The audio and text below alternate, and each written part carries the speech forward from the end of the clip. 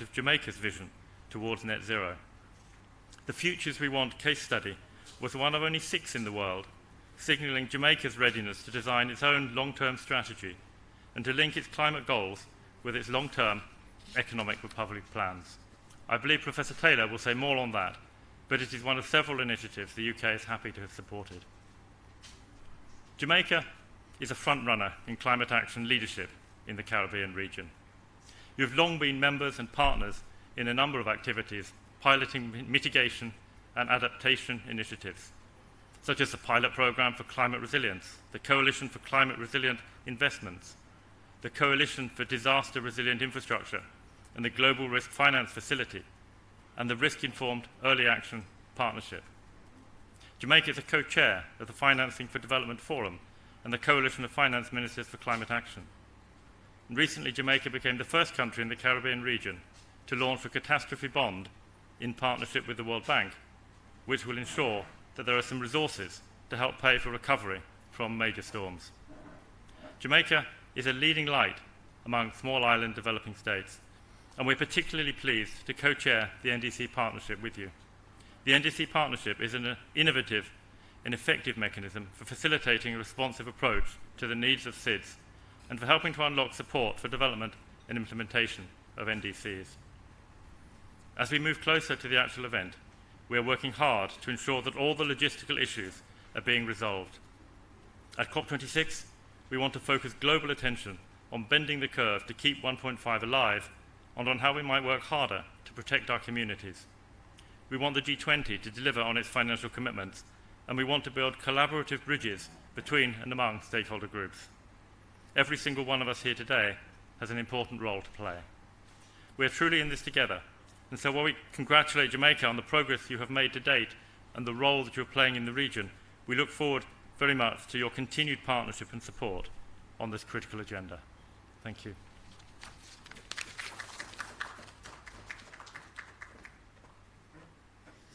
Thank you, Mr. Blake, Jamaica Development Representative Team Leader, representing the British High Commission. Thank you for your welcome and commitment of the Commission to supporting Jamaica's efforts for climate action. And Jamaica, we've done so much already, and still we have much more to do. Our actions have inspired other small islands, we are sure, and we will continue to shine the light and lead the way.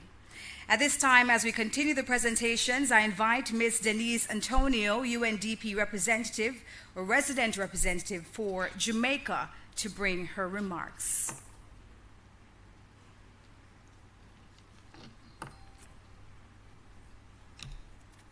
Minister of Housing, Urban Renewal, and Environment and Climate Change, Dr. Alvin Hales, Permanent Secretary, Ministry of Housing, Urban Renewal, Environment and Climate Change. Ms. Una Mae Gordon, Principal Director, Climate Change Division. Dr. Pablo Vieira, Global Director, NDC Partnership. Mr. Oliver Blake, Jamaica Development Representative and Team Leader, Governance and Security, British High Commission. Representatives from the public and private sectors, development partners, members of the media, other distinguished guests, good morning to all of you. I am delighted to participate in this groundbreaking event, the 26th pre-conference of parties' conversations and launch of Jamaica's nationally determined contribution partnership plan. This year's theme, towards a low carbon and climate resilient future for Jamaica, is as timely as it is important. The recent Intergovernmental Panel on Climate Change report, which will be discussed today, paints a picture of urgency and re-emphasizes the collective need to be deliberate in our national actions to ensure the targets of SDG 13, which is climate action and commitments made under the Paris Agreement, to limit global warming to 1.5 degrees by 2030 are realized. The national determined contribution and their implementation are key to achieving these commitments. UNDP has had the distinct pleasure of collaborating with the government of Jamaica in advancing its climate change agenda, including events such as these, which create a unique opportunity for policymakers, academia, development partners, civil society, private sector, youth, and a suite of other stakeholders to engage in a participatory discourse on pertinent climate change matters in Jamaica and also around the world. We commend the government of Jamaica for creating and maintaining this platform for dialogue and information sharing. The NDC partnership, which is currently co-chaired by Minister Charles, is an important global mechanism through which countries can accelerate and realize their respective mitigation and adaptation commitments. I commend the government of Jamaica for its continued leadership and commitment to the implementation of the 2015 Paris Agreement, as evidenced by the launch of its NDC partnership plan and updated and ambitious 2020 NDC. This is well done. UNDP is honored to be one of several entities committed to providing support to countries through this coalition. This work forms part of our development mandate and is articulated in our climate promise, which is to support countries in taking bold actions to reduce emissions, increase climate resilience, and advance the achievement of the Sustainable Development Goal. We are committed to strengthening our partnership with the government of Jamaica and other local stakeholders to improve climate change resilience, support the development of the green economy, and to promote green recovery from the COVID-19 pandemic. We hope that this discussion here today will be a catalyst for tangible and sustained actions and set the stage for deliberations at COP26 as Jamaica continues to play her part in advancing the welfare of the whole human race and leaving no one behind. Thank you very much.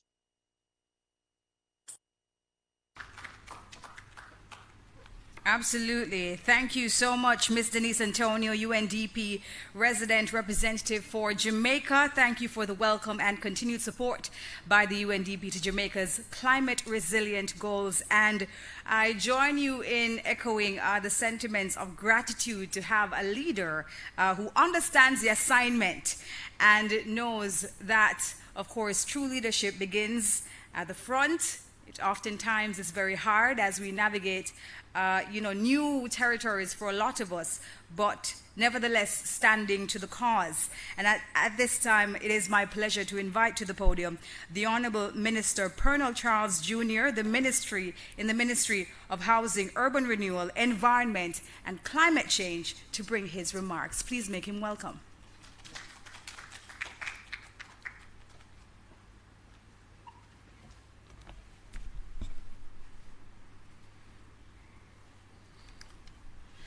Good morning, everyone. Let me, of course, acknowledge our awesome moderator. It is always a pleasure to have you in charge of us. I'll leave it there. Let me acknowledge also my permanent secretary, Dr. Hales, Mr. Blake, from the British High Commission. Heard your remarks, sir. Of course, my good friend who is with us virtually, Denise Antonio, Dr. Vieira, who is the Global Director of the NDC Partnership, Professor Taylor, Tenesia Stevenson, of course, Una Mae Gordon, and my entire team at the Ministry, all of the specially invited guests, everyone that is with us physically and virtually. Ladies and gentlemen, good morning to you. Today we are doing two things. We are having this pre-COP conversation, which is critical because our grandmothers told us if you fail to prepare, you prepare to fail. And we don't want to fail because failure is not an option. And so this preparation discussion is critical to ensuring that COP26 is a success. And we are also launching Jamaica's Nationally Determined Contribution Implementation Plan. I got it right. And defined also as a partnership plan because, Mr. Blake, what Jamaica does, what we implement, will impact all of our partners across the world. And so I am quite pleased to be here, not only in my capacity as Minister of the Ministry of Housing, Urban Renewal, Environment and Climate Change, but in my capacity as co-chair of the NDC partnership, which is a global coalition that has given support financially and technically to the development of these plans across the world. The NDC partnership plan, as some of you may already know, has been at least 2 years in the making, having its genesis in 2018 when Jamaica joined the NDC partnership. And at that time, we requested two things. One, assistance to review and update our country's nationally determined contribution, meaning what are we going to do to make sure that we are playing our part as one important speck on this globe to mitigate against the impacts and to ensure that we are committed to reducing greenhouse gas emissions. And the second thing is that we asked for support to prepare an NDC implementation plan. And I'm very happy to note that the World Bank, through the NDC support facility, took over the request with implementation beginning in June 2019, UNAME. It conducted, as you know, a joint mission to determine a baseline for NDC implementation action and to assess the status of new sectors considered, meaning we want to know where we can improve and where we would be able to identify in Jamaica the sectors that we would target to upgrade our commitment to the world to protect this planet. Today, with plan in hand, we stand ready to take the next step on our journey to achieving our climate goals. The plan is a detailed analysis of Jamaica's progress to date towards achieving the emissions reductions commitments that we have set out in our NDC. And this was first submitted in 2015 and updated, I believe it's June of last year, yeah? Yes.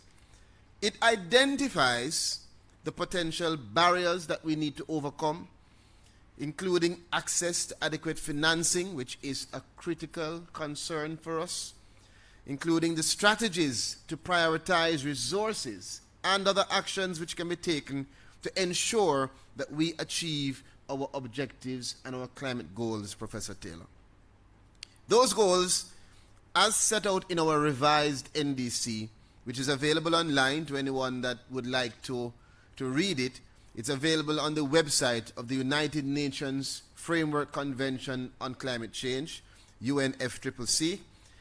It represents an increase in ambition in both a broadening of sectoral scope of Jamaica's NDCs as well as in the delivery of greater emission reductions. That means Jamaica is making itself not just a leader in terms of positions, where I serve, where the Prime Minister serves, where our technocrats serve, but we are walking the walk. By including the energy sector, supply and end use, as well as the land use change and forestry sectors, the country is targeting emissions reductions of 25.4% relative to business as usual emissions without any international support. And when we add the international support to it, it moves up to 28.5% by 2030. This is no easy feat. This is an ambitious target, but we have to achieve it. That timeline of 2030 is not far away. It's less than a decade. And so, with this plan now, we can advance work on implementation as we strive towards the carbon neutrality and the climate resilient future that we need for all Jamaicans. Before you can implement, you must plan, because history is replete with examples of bad implementation that has come from no planning or bad planning. We don't intend to repeat mistakes. That is why engagements like this, which is a part of the 4-year-old Uncut Conversation series, is so important. That is why we are pushing to have other engagements like this, Mr. Blake, where my team will tell you, if I could have an engagement every week on climate change, I would. Because for me, this is the most urgent topic globally. And if it is, then we must respond to it, we must act to it, we must get up every morning and say, listen, we have to shout it out so the entire Jamaica understands its responsibility and role in your own behavior and how it is impacting climate change. The word is now. It's not the future, it's now. And so these engagements allow us as a government to have a platform to speak to our people, to have a conversation, to communicate, to hear your concerns, and to listen to the things that you don't understand so we can clarify, so we can have diverse stakeholders on climate change issues, tackling us, learning and discussing. This is going to allow us to discuss issues on sea level, on the rising of the temperature, on the impact of pollution on our marine resources, and I dare say, Debbie, on how our own actions lead to consequences that lead to consequences that lead to consequences. Since Jamaica's economic development is so dependent on natural resources, sustaining livelihoods and lives is critical. And so resilience building is paramount. So when we talk about climate action to combat the climate crisis, this is not just some hairy-fairy theoretical concept. This is us talking about how we as stakeholders, as human beings existing in this ecosystem that we call the planet Earth, are going to protect life for generations to come. Colleagues, as I have been given the blessing of preparing our delegation to participate in the 26th Conference of Parties in Glasgow, Scotland, I want to assure the country that Jamaica is moving and has moved, let's put it there, into implementation mode. I urge all of our international partners to continue to work with us towards a climate resilient future, so that in the now and in the future we can all work towards making Jamaica and this world a better and more improved space. We want Jamaica to be the place, the choice place to live, work, raise families, and do business. And if we want that, we must work towards it. Thank you all for joining us, and we look forward to this discussion throughout the day. Thank you.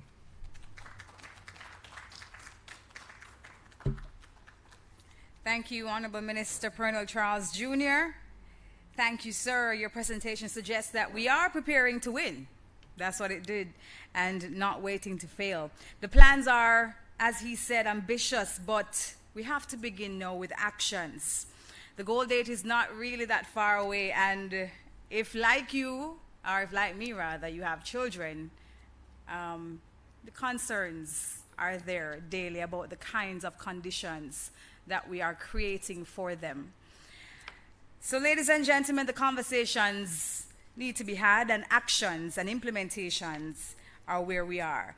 We'd like to acknowledge as we proceed Wiley Barber, I hope I'm pronouncing the name correctly, from the Caribbean Cooperative MRV Hub, key partner to today. We want to say thank you so much for joining us.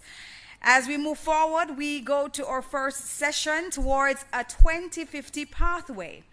And we have the Professor Michael Taylor, of course, celebrated scientists in the region, representing Climate Studies Group in Mona. And you go, but this is true. To give you some background, as we have greater ambitions for climate change, we zero in on the visions for a net zero future, bringing together academics, business, civil society, and citizens to look at the innovations and approaches that could deliver a greener, carbon-neutral society. Now, here are the issues of electricity generation, agriculture, waste and water management, building design, reforestation, and ocean conservation are examined. And I'm sure our professor will be going into these and more. So at this time, please help me to welcome him to the podium.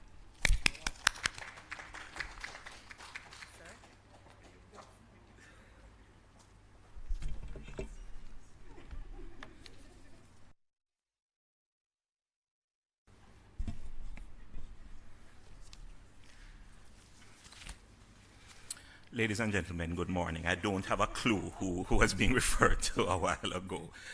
Nonetheless, really want to thank you very much for inviting me to give this very brief context-setting talk. So let me acknowledge our Honorable Minister, Minister Charles. Let me acknowledge our moderator, Ms. Bassoon.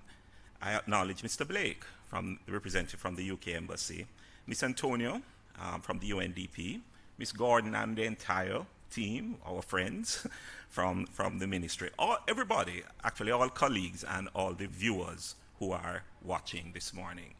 I want to give a very simple talk to set some context and to give a little information which will be pulled upon in several ways later on in the sessions. And my talk is entitled Zero Matters. Zero Matters, a presentation to Jamaica's pre-COP26 conversation. Really and truly, what I'm going to talk about is the fact that, as you have heard, the UK, in their role as the COP26 president this year, commissioned a project. And in that project, they wanted to look at really what would be the future across the world. What would the future world look like in a climate-resilient, net-zero world? So it was commissioned by the Department of Business, Energy and Industrial Strategy of the United Kingdom. What did this project entail? Well, first of all, it looked on 6 regions across the world, and it chose a single country in each region to present a future as representative of that region. And as you will note, Jamaica was chosen. Jamaica was chosen to represent the Caribbean, but Jamaica was also chosen to represent small islands. It looked on 4 themes: water, energy, the built environment, and food and land. And if we achieve the future we want in 2050, what would Jamaica look like with respect to these themes? It took countless ideas, so it brought together stakeholders from academia, business, NGOs, citizens, government, and it put all the ideas in the mix. But it had one aim: to create what would a feasible, desirable, resilient net zero future look like for each of these regions, using each country as representative of the region. How did they go about this? How did they develop the vision?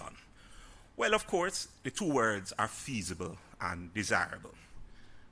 Feasible, it took academic experts who worked with the University of Cambridge to identify what the science is saying, what are the most interesting innovations that are out there, which could be used around the world to address climate change. So it says, what is feasible? Let's talk about what is happening now and what is feasible. And you see the list of all the in-country academics and the consortium members who developed the what is feasible. But they married it with what is desirable. And so they presented the what is feasible to the citizens of each of the country through stakeholder workshops. And they came up with, well, what would the citizens want for their country in 2050? And they married the feasible with the desirable. And what emerged was a window into, hopes and fears and ideas from a wide range of of perspectives, or what emerged was, what would be the future we want for Jamaica in 2050? So all I'm going to do in this really brief talk is present to you the picture, or to say to you, welcome to Jamaica in a global net zero, climate resilient 2050, coming out of this project. But just before I present it, I'm going to beg your indulgence. I'm going to beg your indulgence to set a quick context by doing a countdown to zero. Let me explain what I mean. If we were simply to count down to zero, and let's say we started that count at 2. In fact, if you were my students in the classroom, I would at this point say 2. 2. 2 would remind us that we are on track to exceed 2 degrees of warming above pre-industrial levels by the end of this century, if we do not have deep reductions in carbon dioxide and other greenhouse gas emissions. So 2 in our countdown is that reminder. Using this wonderful tracker from the climate action tool, current policies by the countries entirely, all the countries over the globe, put us on track for a median temperature rise of 2.9 degrees above pre-industrial levels by the end of the current century, above 2. And that's if we just continue current policies. If we take into account the short-term pledges and targets going up to 2030, we are still on track for in excess of 2.4 degrees median temperature. And if we even factor in the optimistic longer-term strategies going up to 2050, we are still on track for exceeding 2 degrees. 2 in my countdown is a simple reminder that we are on track to exceed 2 degrees by the end of the century if we do not reduce carbon dioxide and other greenhouse gases. Why is 2 at all important? Because if we follow the latest Ipcc report, when we reach 2 degrees and above in the Caribbean, significant changes happen in the Caribbean. If we simply look at rainfall, and you look at that wonderful and pretty diagram on the screen, we see that by the time we hit 1.5 and 2 degrees, the brown becomes darker. It's indicating that in the months when we expect to get rainfall, we will get less rainfall. And the more we exceed those 2 degrees is the worse it becomes, but also a spreading out over the entire year. So we get less rainfall over the entire year the more we go above 2 degrees. And of course, the Ipcc also reminds us of several other things for the Caribbean. It reminds us that, boy, warming is going to continue. So if you feel hot now, it's going to feel a lot hotter. Ocean acidification is going to increase significantly, as well as the frequency and intensity of marine heat waves the more we go above 2 degrees. Sea levels will be higher, and combined with storm surges and waves will cause greater coastal inundation. Sea levels will take away shorelines, and of course small islands will face a lot more intense hurricanes. So in my simple countdown in my context, when you think 2, think that, let it remind you that we're on track to exceed 2 degrees warming above pre-industrial levels by the end of the century. If we're counting down, then on our way to our next target, I would ask you to say 1.5. Say 1.5. And that for us would be the reminder that in the Paris Agreement is a little statement that says we are pledging as a world to hold the increase in global temperatures to below 2 degrees and pursue efforts to get to 1.5 degrees. So our target, as put forward by the Caribbean, is that 1.5 is what we need to achieve if we are going to stay alive. Why did the Caribbean put 1.5 on the table? Simply because it's better than 2. It's better than 2, and this is drawing on the work done in the region, because if you use that little simple diagram, at 2 degrees, the temperatures are higher in the Caribbean than they will be at 1.5. The rainfall is less in the Caribbean than it will be at 1.5. The warm spells that we are having will be more in the Caribbean at 2 than at 1.5. The hot and dry day combinations will be greater at 2 than at 1.5. And the time when we will be under drought will increase at 2 than at 1.5. The Caribbean said, listen, 1.5 is what we need for viability. But we must remember that 1.5 does not equal a safe climate for the Caribbean. Because even when we reach 1.5, our research says we'll have 40% less hydropower in Suriname, diminished agricultural productivity in Jamaica, 2 to 3 times higher regional costs and damages from intense events, drying, median aridity or drying of 4% across the region, and inundation and loss of coastal infrastructure. 1.5 is the next thing in our countdown. It reminds us of our goal, but we must remember that 1.5 is a compromise target. It still does not equal a safe climate. But let me quickly go on. We're counting down. Our next target in my countdown would simply be 1. Say 1. 1 is for us a reminder that global temperatures have already passed 1 degrees warming since pre-industrial time. In fact, the latest Ipcc report tells us that we are at 1.1 degrees.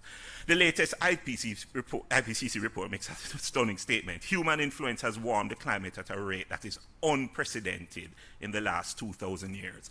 And they use this beautiful diagram, and all you need to know is that those wiggly lines were pretty constant, and then in that little gray bar at the end, it has suddenly shot up. And if you extract out that shooting up part, you can see that by this year, we have passed 1 degree already of global warming. Why is that so important to us in the Caribbean region? Because at the 1.1 degree that we have passed, we are faced with a diminishing capacity to cope. The repeated incidents of extreme weather and the magnitude that we have simply reduces our capacity to cope. So, if we use this wonderful diagram from data extracted on data, you will see that the frequency and average annual effects of natural disasters for the Caribbean, which is the red bar, the percent of damage for the Caribbean exceeds that for the other small islands and exceeds that for the rest of the world. The disaster frequency for the Caribbean exceeds that for the other small islands and exceeds that for the rest of the world. And the percentage of our population impacted exceeds that. Well, it's just about that for the other small islands, but is more so for the rest of the world. In our countdown, 1 is our reminder that we have passed 1 already. Last in my countdown, and then I present the picture and I'm done. If we are counting down to 0, then the next thing is 0. And you said it without even my asking you. And we must use 0 to remind us that from the science perspective, if we are going to achieve any limitation of temperatures, whether 1.5 or 2, we have to reach net 0 carbon dioxide emissions this century. It will not happen. 1.5 or 2 will not happen. So 1.5 and 2 is conditioned on net 0. Again, using this beautiful diagram, if we're to try to get to the lower target goals, we have to, at some point, move those curves to the 0 line. And net 0 carbon emissions mean what we are putting out has to be matched by what we are taking in. The recent report on 1.5 degrees made the point so clear. It said, listen, if we're going to reach 1.5 degrees with no overshoot or even limited overshoot, meaning we don't go up to 2 and then come back down to 1.5, then carbon dioxide emissions has to drop by at least 45% from 2010 levels by 2030, which for us is in the next 9 years. And we have to achieve net 0 before 2050. So, if you follow my countdown as my prelude to setting up the vision, my countdown to 0 says, listen, when we reach COP as a Caribbean, there are at least 5 Caribbean 0 matters that have to be on the table. 1, collective ambition and rules of play have to be on the table. Why? Because zero way before 2050 has to be a non-negotiable goal if we are even to get to 1.5.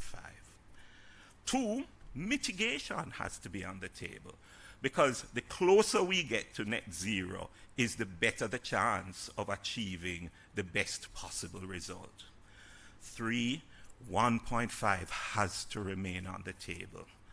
1.5, because zero emissions does not turn back climate change. It merely gives us a fighting chance to reach 1.5. Adaptation and loss and damage has to be on the table. Why? Because 1.5 is not a safe climate. It's a compromised climate by the Caribbean. And certainly access to resources and finance has to be on the table. Zero has to be accompanied by the resources to enable the vision we desire for the region. So when net zero comes and we only hit 1.5, we still need to hit it and look good according to what we want. And so that leads me to the last thing then. Well, what is this vision? What is looking good for Jamaica in a net zero, climate resilient 2050? This is the output of that project, and it's very quick, so I'll soon be out of here. The project picked up the fact that Jamaica as a small island is very much dependent on inflows and outflows. We're an island, inflows of people and inflows of resources and outflows. And so it says in the kind of current context, if you think about that, tourism is what a lot of the small islands depend on. Tourist arrivals decreased by 2%, within the month that a hurricane strikes, and it can lead up to a 20% drop. And certainly, our seaports and airports are most impacted as climate change increases with potentially severe economic effects.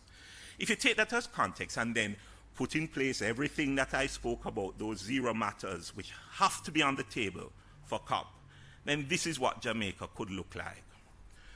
If we take those 4 thematic areas with energy, the people say what they would like to see, so these are us, the people of Jamaica, decentralized energy, because there are still some areas where people don't have proper access. The science says that that is possible. So the latest research suggests that 100% renewable energy is possible for Jamaica by 2055 by switching to more resilient, easily repairable types of energy infrastructure, and it will also help to minimize impacts on tourism and the transport sectors through reducing the impacts of storms. So in terms of energy, the 2050 picture for Jamaica would look like this. According to the marriage of desire and feasibility, Jamaica generates almost all of its own power from wind, solar, and even waste sugarcane, and local power storage systems are such that they give freedom and flexibility to rural communities. That's the energy picture. What about the second thematic area of land? Well, the workshop, Jamaicans at the workshop said that by 2050 the country will have to find ways to protect its environment, from restored coastal reefs to upland forests. The science suggests that protecting Jamaica's coastal and marine habitats, including reefs, mangroves, and seagrass, would reduce erosion, storm damage, improve fish stocks, and support tourism. Also help to reduce flood risk, preserve biological diversity, and protect water supplies. If we marry science with desire, this is Jamaica in respect to land. In 2050, Jamaica enjoys restored forests and a natural fortified coastline, reducing the impact of storms and benefiting both the economy and citizens. The third of the 4 areas, food. Well, the workshop says that, Jamaicans say that, as a parent, I'd like to see my children enjoy nature and work safely and have healthy children themselves. In other words, for them, food is linked to the natural environment and to health. The science suggests that things like rainwater harvesting and ground-grown crops may protect agriculture from extreme weather. Farming techniques modified will also do that, as well as reduce heat stress and protect livestock. So what in terms of food would Jamaica look like in 2050? Jamaica would be food secure thanks to new techniques, technology, and storm resilient ground-growing crops like yams. The country would combine farming with forest and coastal management, such as planting profitable sea moss and new trees in pastures. And this will help not only with the food, but with carbon capture, so we'll be contributing to net zero while boosting agricultural output. And lastly, what about water? Well, you know, the workshop suggests that right now we live in fear every time a hurricane season comes around, because we don't know what it's going to do. And if we had a more climate resilient economy, we would be less fearful with a greater sense of well-being. So they linked water to a resilient economy that can allow for water to be provided, water being a symbol of well-being. The science suggests that protecting upland forests in Jamaica can secure water supplies, reduce flooding, protect biological diversity, and store carbon. So what could Jamaica look like if we marry desire and feasibility? In 2050, Jamaica conserves fresh water so it's clean and accessible to all. The agricultural industry reuses rainwater stored in local cisterns, and reforested uplands store carbon and reduce flooding. What I've presented, and then there were several other ideas that came out over and above the theme.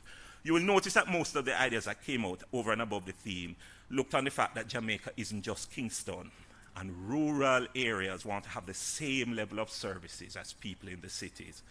And so better digital connectivity in rural areas, looking on construction is also an issue, not just in rural areas, storm resilient, cool, comfortable and storm-proof cities filled with urban forests, tree-lined streets and rainwater cisterns, encouraging active travel by making sure essentials are only a short distance away from every citizen, and green transport. You see the ideas of what Jamaica would look like in 2050. So, welcome to Jamaica in a global net zero climate resilient 2050. Resilient root and tuber crops, natural protection from storms through restored reefs and mangrove swamps, and island-wide economic opportunities unlocked by new infrastructure and new models of tourism. And I quickly hasten to say that if you want to see the pictures of the other countries, please visit the website for the Futures We Want website. I'm sure the UK government will be very happy as well if you should do so. So let me end with one last slide. I have presented to you this picture, but in presenting it to you, what I really was doing was saying, we are really on a countdown to the kind of future we want, that we define, where we marry feasible with desirable. And in that countdown, what I was saying is that when you count from 2, let 2 remind you that anything more than 2 means we have gone too far for a viable existence. Let 1.5 remind you that aiming for 1.5 gives us half a chance of a livable future, and we must not relinquish the 1.5 goal. Let 1 remind you that we have already seen, the 1 degree we have already seen gives us 1 clear picture of how climate is challenging our present and future lives. And let 0 remind you that there must be zero tolerance on net zero emissions as soon as possible if we're going to realize that vision that I have just laid down. So the 0 matters on the table, collective ambition and rules of play to ensure equity, fairness, transparency. Mitigation, 1.5, adaptation, loss and damage, access to finance and resources. These are our 0 matters on the table for COP26. 0 does matter. Thank you.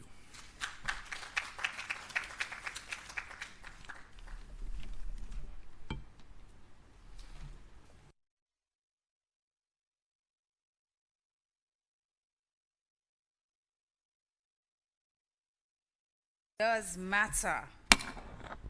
Ladies and gentlemen, I know many of you are still joining us virtually. I'm not seeing my screen up, but I am guessing that we're all still here. Please join me in giving Professor Taylor another round of applause, please.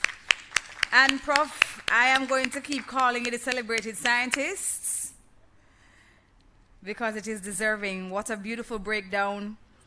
It was understandable, right? Very engaging. 1.5 to stay alive, but we must set our sights on getting to 0, right? Because we don't want to go too far. Love that. And trust me, I don't know about you, but that Net zero Jamaica in 2050 sounds very nice. Sounds like I can raise a big family, you know, feeling good and comfortable about their future and about how we exist in that Jamaica. Much to do, much to consider. Thank you again, Prof. Taylor, for bringing that presentation to the table. We'd like to acknowledge the 102 persons who are logging on online. That's a beautiful thing, right, Minister? Good morning to everybody. Can you just shout the country that you're representing to the screen, please? We promise you we can hear you. Or wave. That's good too. Hi. Hello, everybody. I'm seeing some hands there.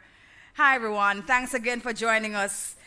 And we'd also like to acknowledge Maya Merzik, I hope I'm pronouncing the name correctly, from the World Bank Group, and also our colleagues from the NDC Partnership and Vivid Economics as well, who are joining us online as well.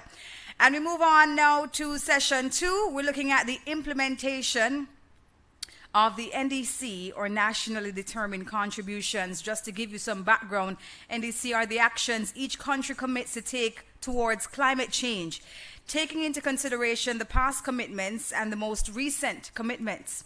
In November 2015, Jamaica submitted its first NDC, and in July 2020, the country became the 11th country worldwide to submit an updated NDC, which has an unconditional target of 25.4% and a conditional target of 28.5% reduction in emissions relative to business as usual by 2030, with a focus on the energy and forestry sectors. To give us some information and to bring the launching of the NDC implementation plan, we ask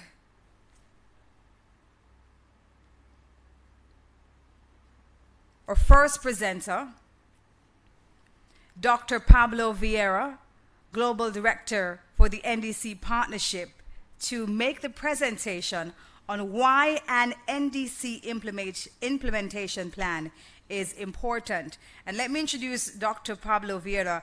He's the Global Director of the NDC Partnership Support Unit. In this role, Pablo leads efforts that builds momentum for ambitious climate and development actions in collaboration with governments and international stakeholders around the world. Let us give him a warm welcome as he joins us online.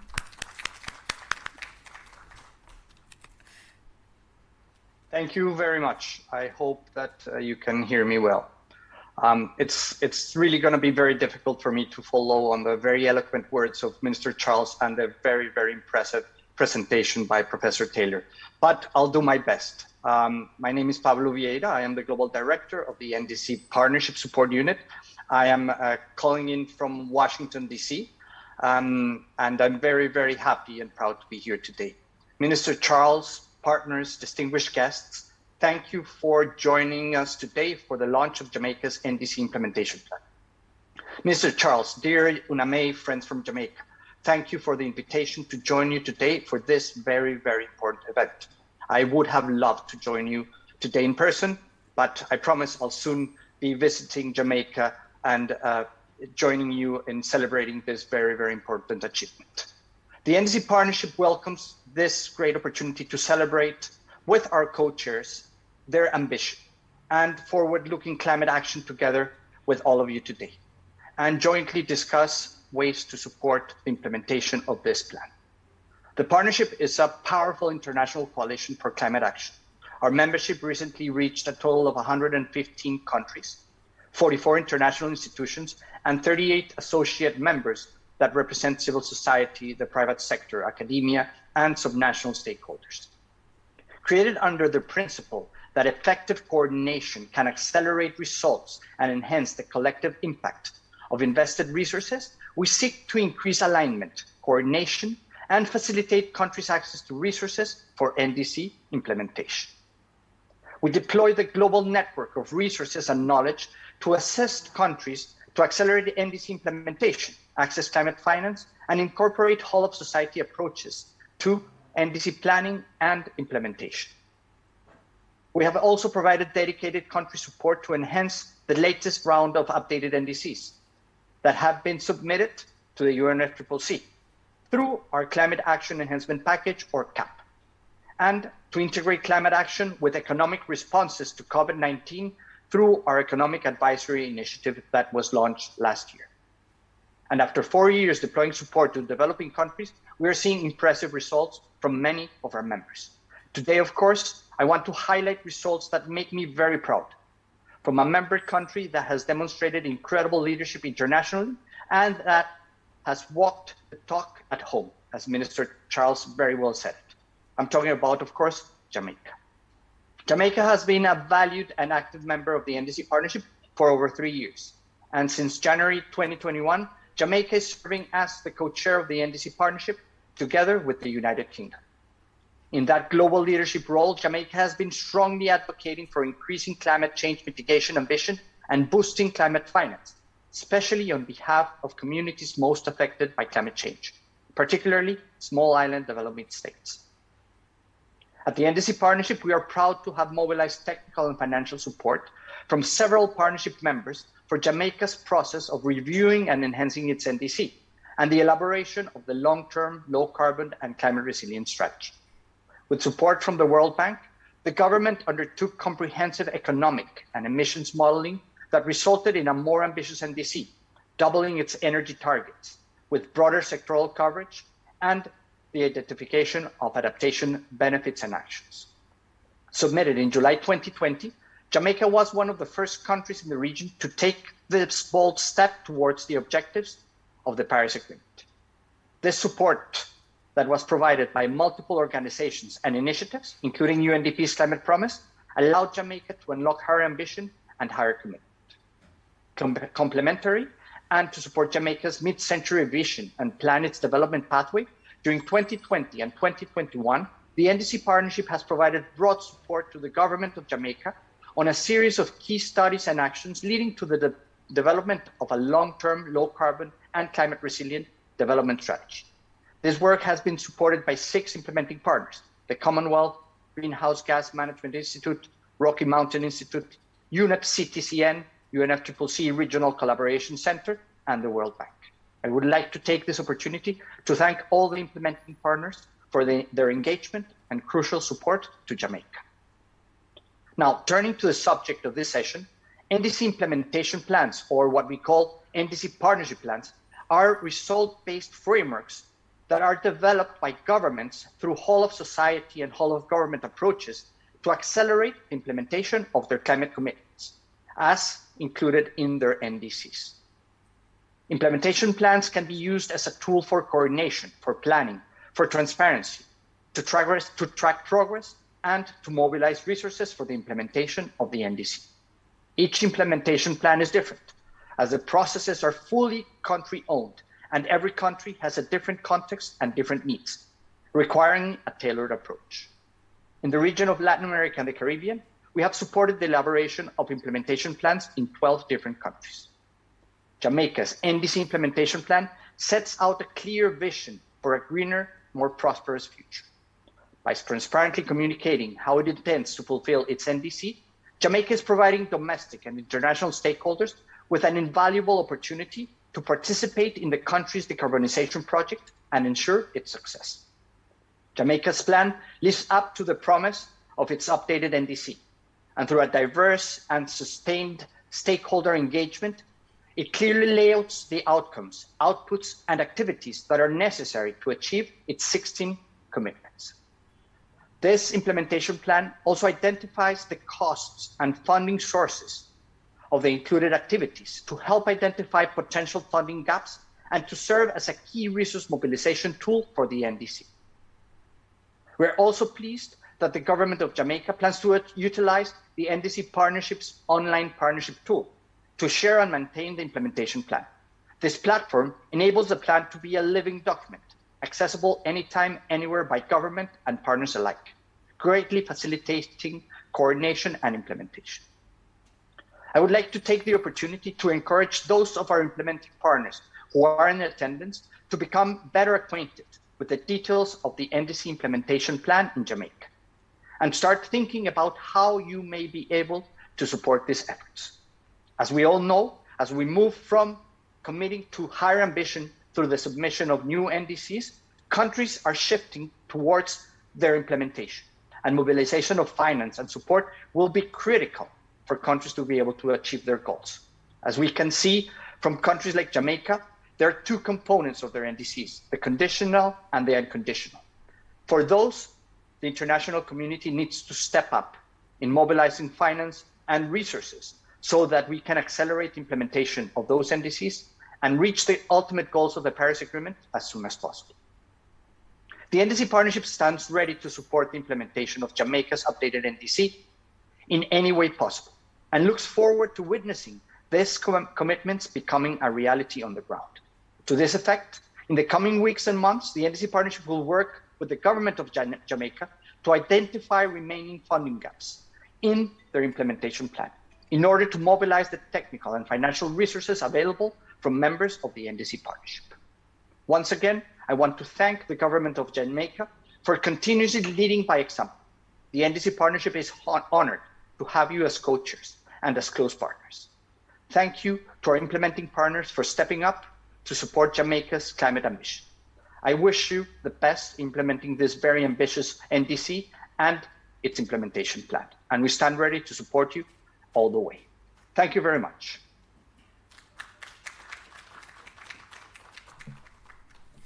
Thank you so much, Dr. Pablo Vieira, Global Director of the NDC Partnership. Thank you for, of course, celebrating Jamaica's efforts towards its mission, and we appreciate your commitment to helping us fortify and implement Jamaica's NDC.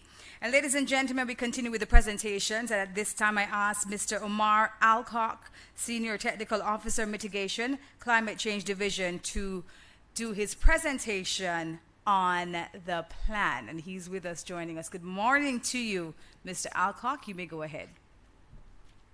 Morning. Good morning, Lady Soon. Good morning to everyone present, either in person or in the virtual world. Thank you, Pablo, for that wonderful introduction. I think it is very safe to say now all protocols observed. And really what I want to do this morning is to give persons an idea of what it is that we have been talking about as it relates to the NDC and the implementation plan that surrounds that NDC to ensure that we are able to reach our targets to 2030.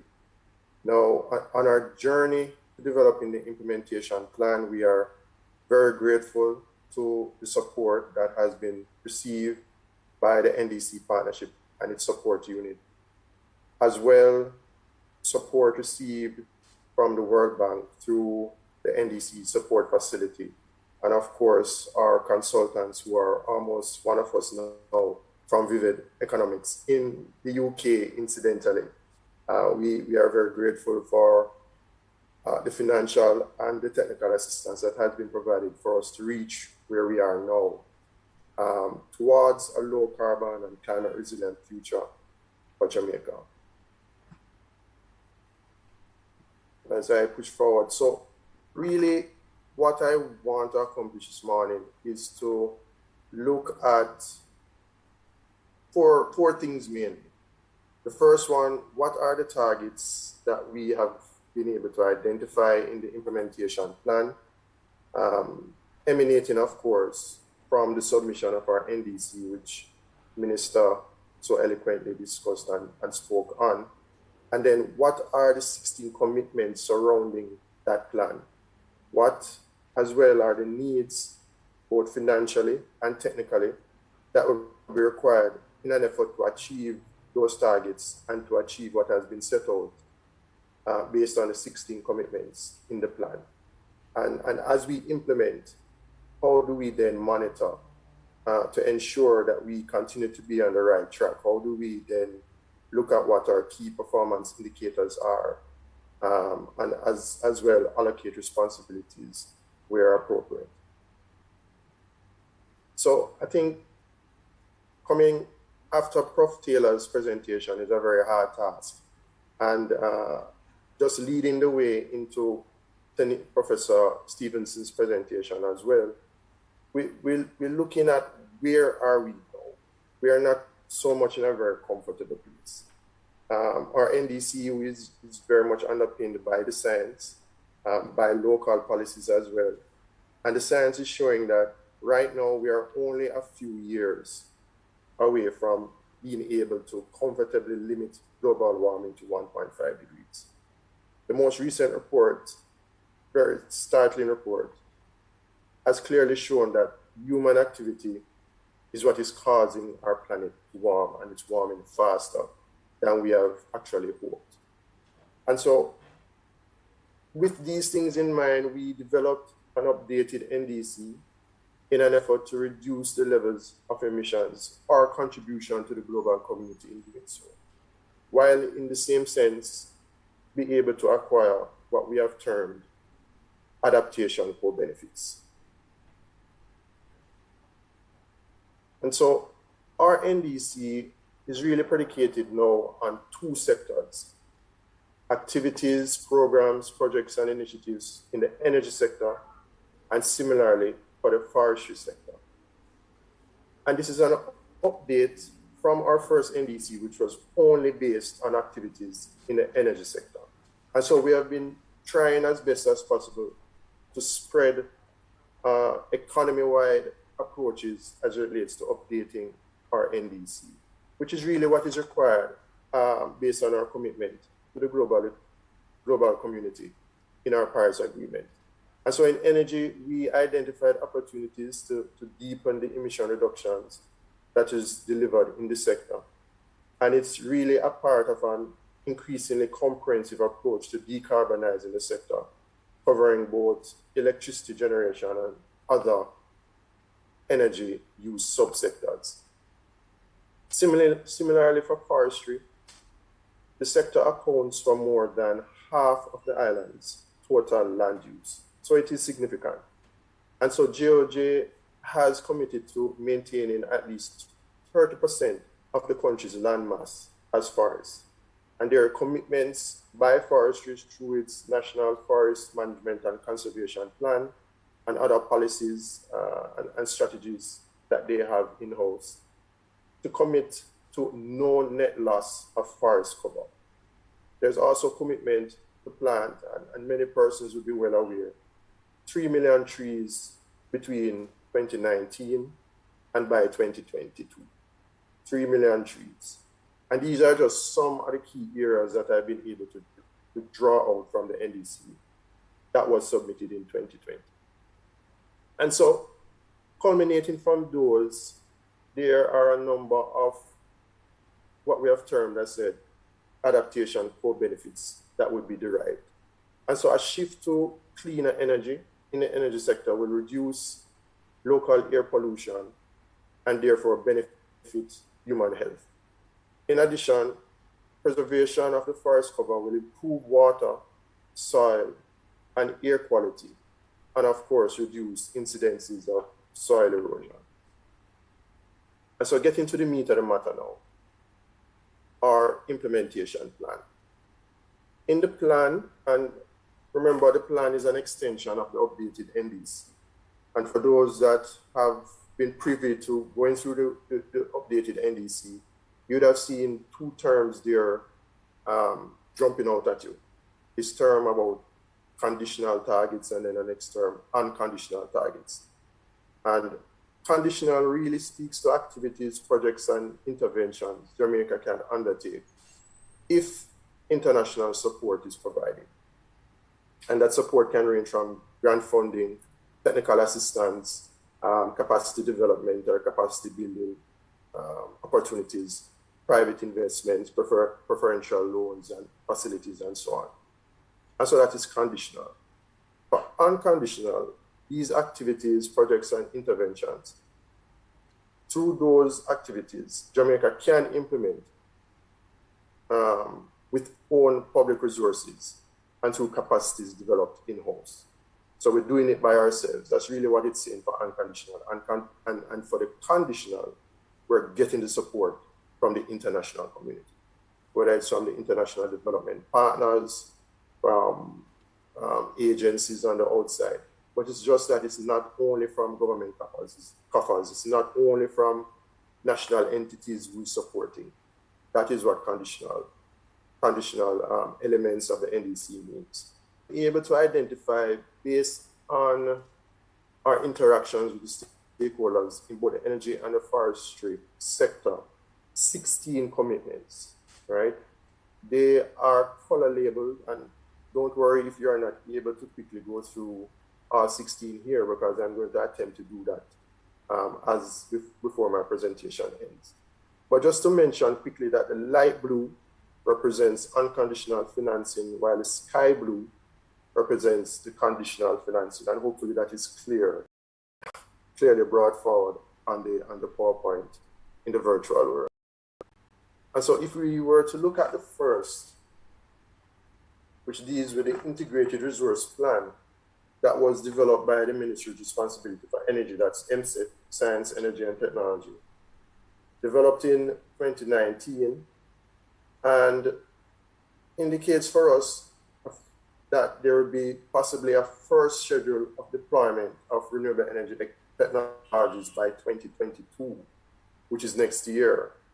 I could not confirm now if we're still on target, as we are well aware, since last year we have been battling the pandemic and other incidences that might have not allowed us to reach as far as we want to go because of lack of movement and so on, restrictions.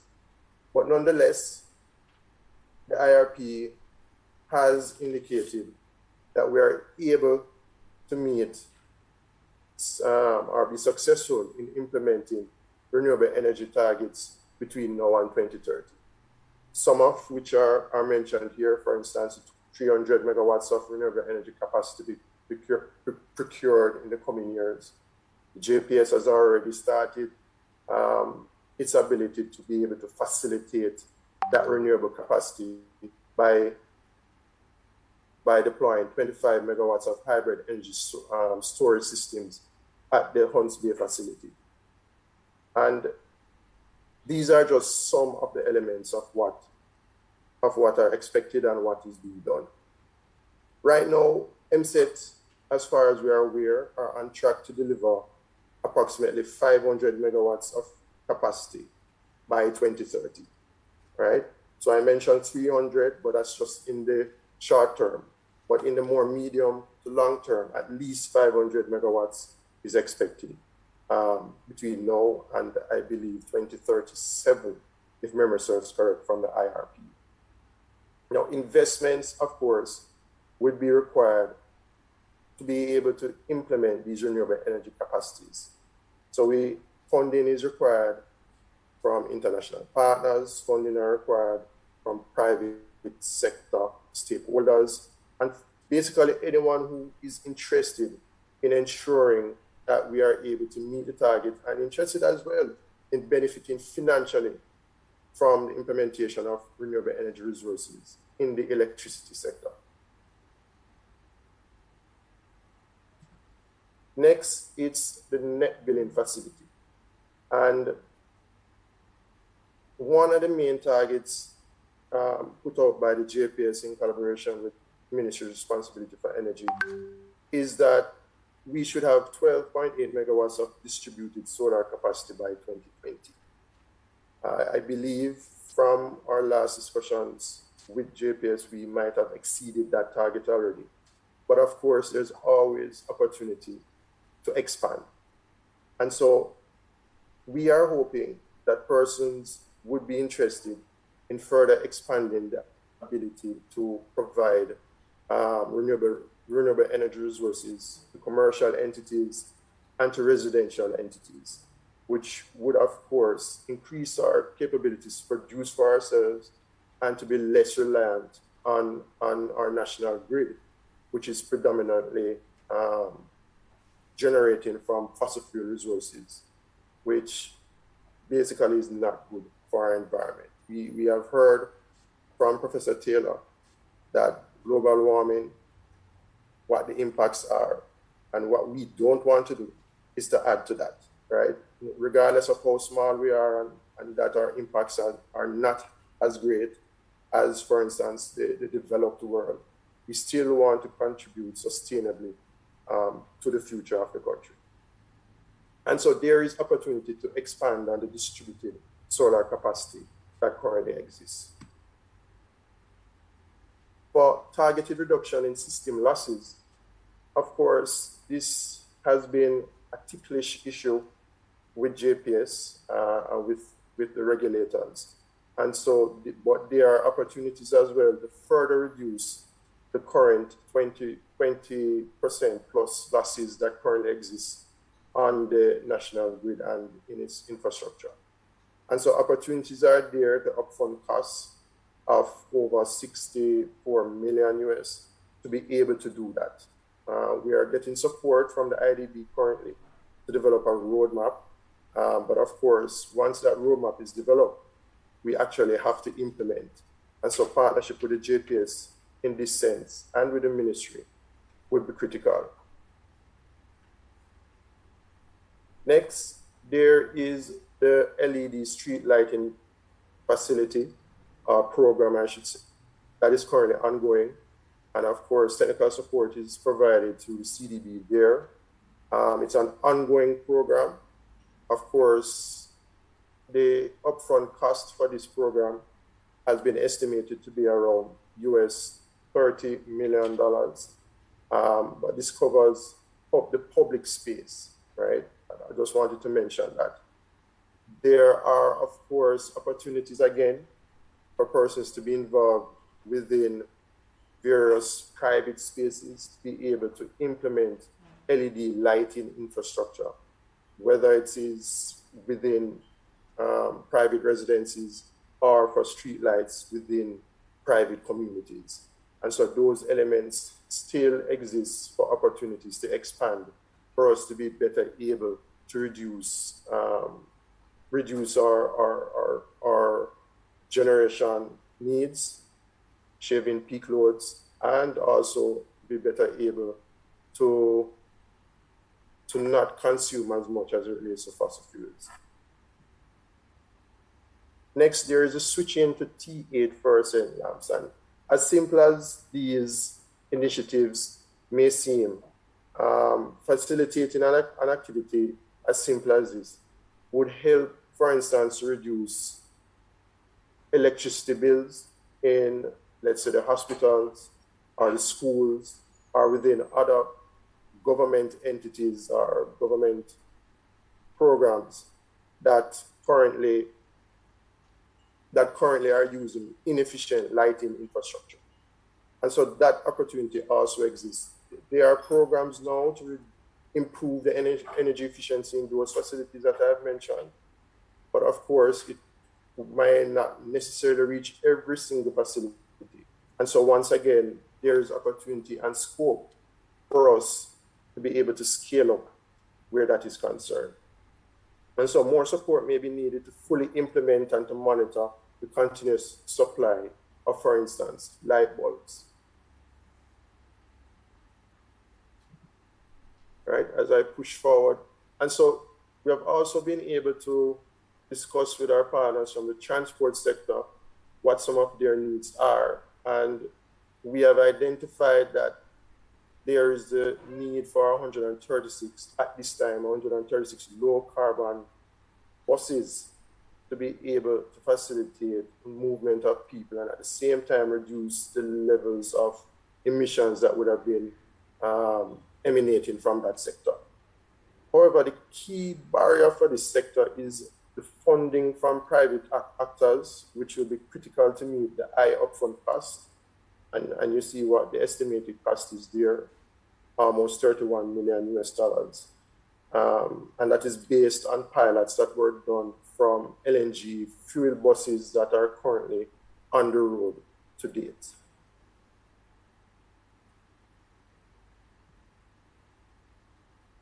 There have been studies done to, I guess you'd say, transition from a diesel fleet to a biodiesel fleet. And so the B5 blending commitment was identified by MSET, where persons would be able to blend biodiesel with existing diesel stock in an effort to reduce sulfur and so on that would have been generated from the transport sector. In terms of the conditional financing, there's some technical assistance to overcome the interinstitutional coordination and in an effort to develop a roadmap. But there's further investigation that is needed to actually implement and to bring the B5 blending commitment to fruition.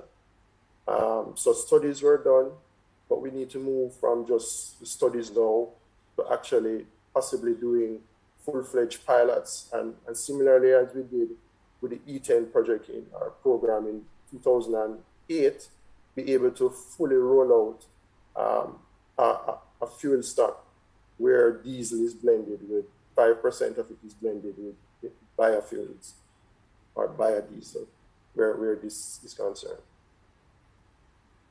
Next is our friends in the bauxite and alumina sector. Not a very open sector, to be honest, but we have identified companies such as Jamaica in partnership with a new Fortress Energy who had brought natural gas to Jamaica back in 2010 or 2011, if memory serves correct. They have partnered with them in an effort to retrofit their plant and their generating capacities to be better able to reduce emission levels from that sector. And a part of that commitment surrounds the fact that they will be using CHP technology in an effort to be more efficient, right? And typically the sector is driven by efficiency because it competes internationally with other stakeholders who either produce alumina or generate aluminum, right? But the key element is cost. And so being able at all opportunity to reduce costs is critical for that sector.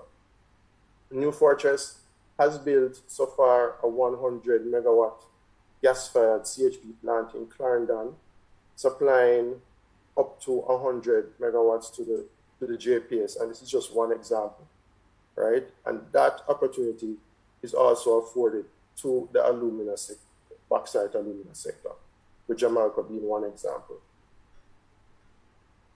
The next example is Alpart.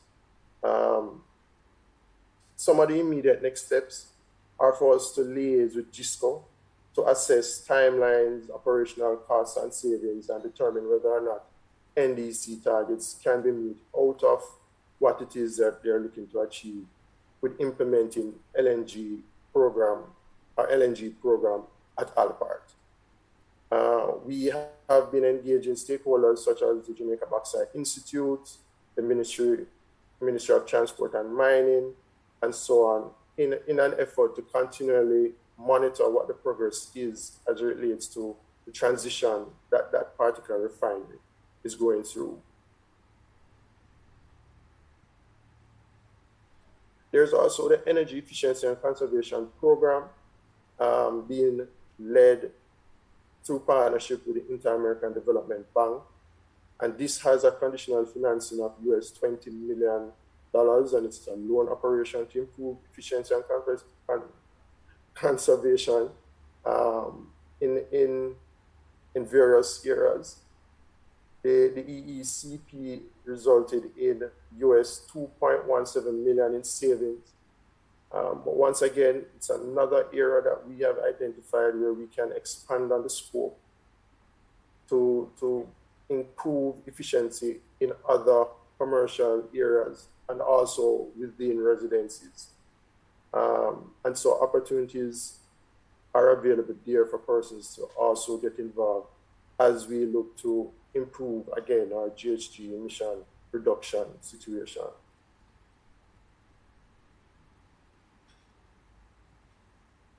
Next is the Energy Efficiency and Public Building Initiative that is also being supported by the loan operations of the Inter-American Development Bank.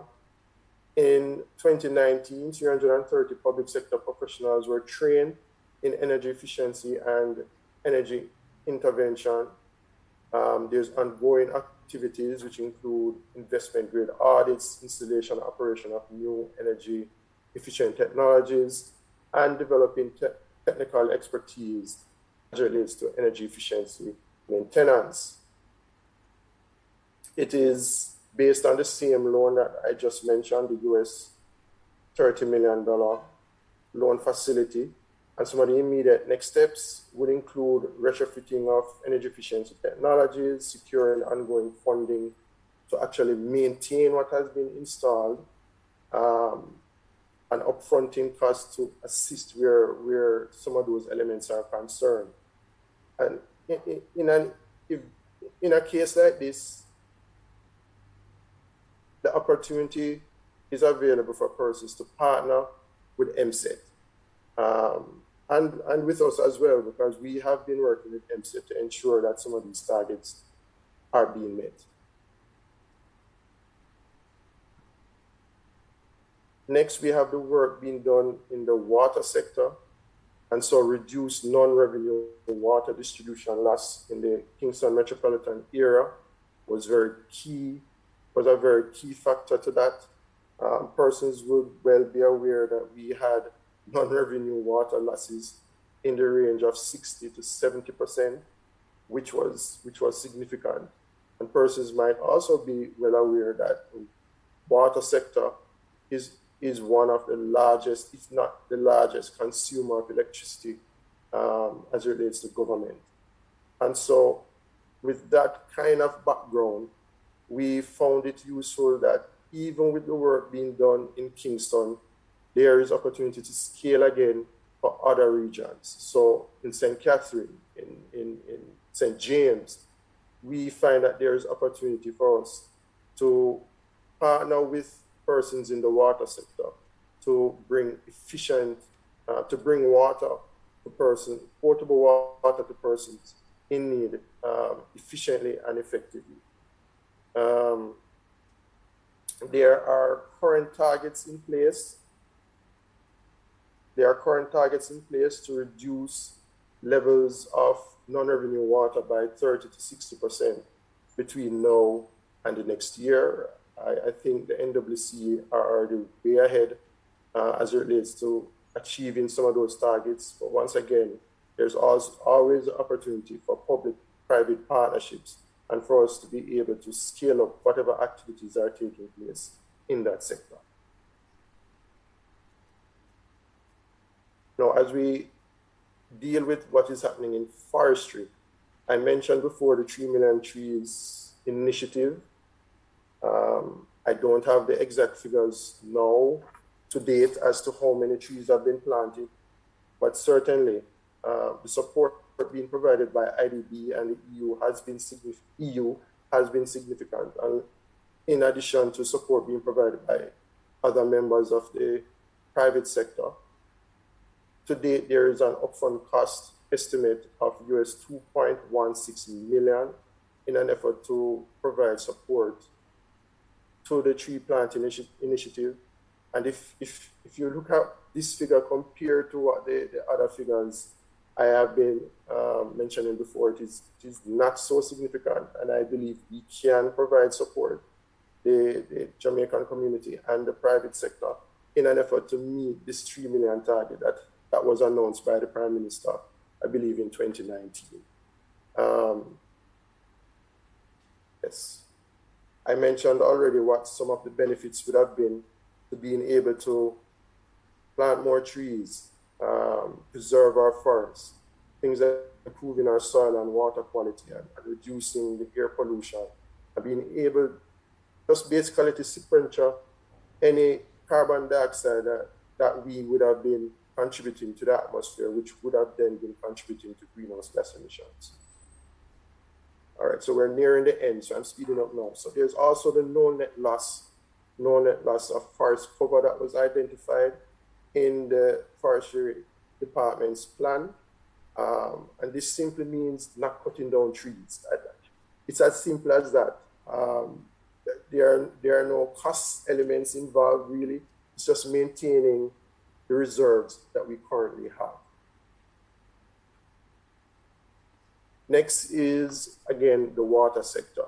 We have developed a nationally appropriate mitigation action for the sector, where we were able to identify several interventions that could be made to use renewable energy technologies for pumping requirement for either portable water irrigation needs, or possibly to be able to produce more effectively sewage, or to move sewage from one area to the next. And so there's opportunity again for persons to partner with, for instance, those entities or companies that are involved in any of those three areas, either for providing potable water, for providing irrigation services, and also for providing services to control sewage and grey-water matter.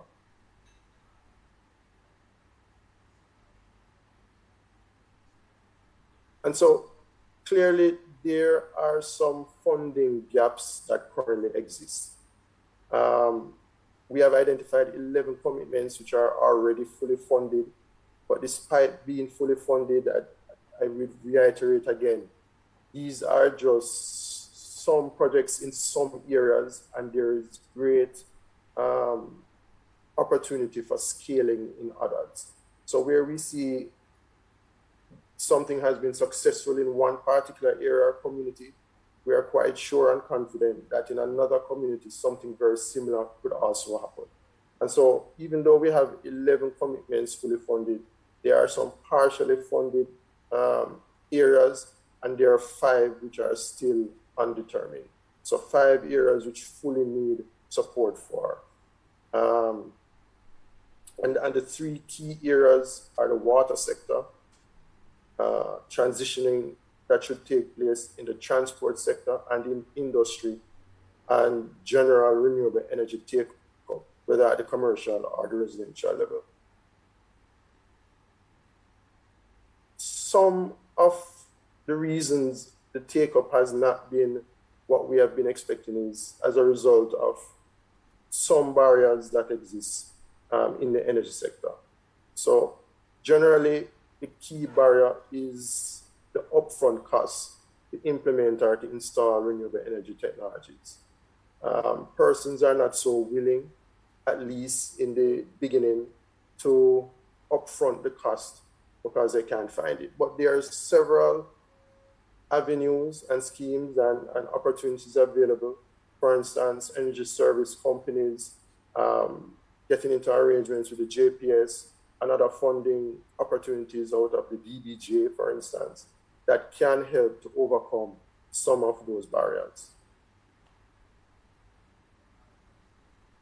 And so even as we move towards implementation, monitoring, reviewing, verifying, validating, measuring are all important to ensure that the targets are being met. And where they're not being met, we have to ensure that we put mechanisms in place to get back on track. And so tracking progress using the NDC partnership tool, engaging with stakeholders and reviewing various policy documents and other data that is available are key as we plan, coordinate, and mobilize the resources necessary to be able to reach our targets in our implementation plan.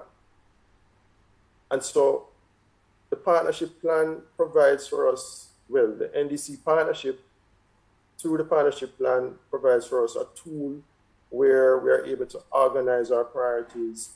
We're able to also map our projects and activities and harmonize whatever support is needed in particular areas.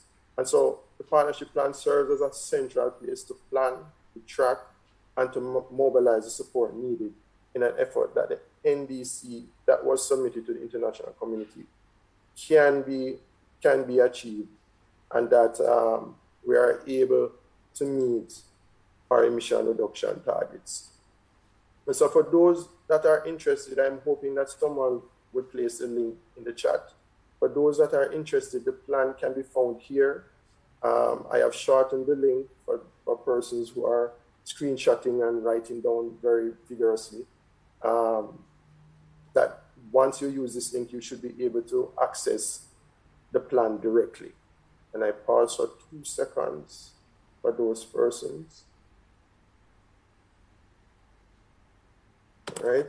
And so once you access this link, you'll be able to see all 16 commitments laid out before you. I just did a quick screenshot of the first 6. And if you were to click on the first commitment, for instance, you would see 2 other sub-areas. And once you click on a sub-area, it will build out all the information that is required on all the information that is available under that particular commitment. And so the information is broken down into outcomes, outputs, the various indicators tracking what is happening for that particular commitment, information related to the priority request and the support received, the budget required, and any other supporting information. Now, the next steps. We will continue to enhance and to improve the information in the Partnership Plan 2 online. We are in the process now of mobilizing, and this is a start of what I guess you would term being the matchmaking process. In 2023, through the leadership of our project manager, Dr. Kwame Emmanuel, we are hoping that we will have a national monitoring and verification and reporting system in place where we will be able to track all that is happening as it relates to our GHG emission levels at some frequency, and also provide information to the international community based on our reporting requirements. In 2025, the next cycle of update of our NDC would come up, and so we will be required to produce another NDC by then. Great. So that really is it as it relates to the implementation plan. There's a discussion segment that is coming up now, and once again, I just want to thank all persons, stakeholders that we have been engaging with over the last 2 years in an effort to reach this stage now. I will turn over now to Anita Mills. She has been our NDC partnership facilitator for the last several months, and really spearheading activities as it relates to work under CAPE and our liaison with the NDC partnership. Thank you. Anita. Hi, Omar. Thank you so much. And I hope everybody is listening, and thank you for your attention. We know that is a lot of information to process. Omar mentioned that we've been working for the last months, but it's in reality over a year now that we've been looking into the implementation of the NDC. So if Omar, you can stop, you can stop sharing your screen if you want, or keep it there, no problem. But what I would like to do, and just like Omar mentioned, my name is Anita Mills. I serve as the NDC Partnership Facilitator for Jamaica. And what that means is that I'll be engaging with international partners and going in through the matchmaking process of identifying some of the gaps in funding, monitoring the progress of the achievement of these targets, and engaging with different sectors in Jamaica to continuously validate and review these targets. It's quite a job and quite a commitment, but I am very happy to work with the Climate Change Division under the leadership of Ms. Una May Gordon and the rest of the team who have been completely engaged in this process. So for this next session, I have noted many questions that people are posing on the chat, but I would like to first invite one of the key sectors that is featured in this NDC plan. And if I may, I will ask Rupert, my colleague there at JIS and the Ministry of Housing, to unmute Dr. Donna Lowe from the Forestry Department, and perhaps she can share with us a little bit of the insights from the sector itself on and comments about the targets, what they're doing, what they want to do. So many of our international partners can hear the plans that the sector have and be able to offer some technical support. So Donna, I hope that my colleagues have been able to find you, and if not, please just raise your hand. I think you're ready now. Donna, over to you. Okay, thank you, Anna T. Thank you, good morning. Thank you, moderator. All protocol observed. Good morning, everyone. I am so excited to be in the room sharing with all my colleagues this ambitious task that the country has signed on to with the revised NDC for Jamaica. And I'm even more excited that the forestry sector and the other land use, the other vegetative land use sector has been included in this revised NDC. Inarguably, forests or trees are an important asset in the fight against climate change. And of course, we can't argue with the research, which shows that forests sequester approximately twice as much carbon as they emit. So as we move towards a national vision of a carbon neutral or a low carbon and climate change resilient Jamaica, we have to keep the forest and the forest sector into the vision.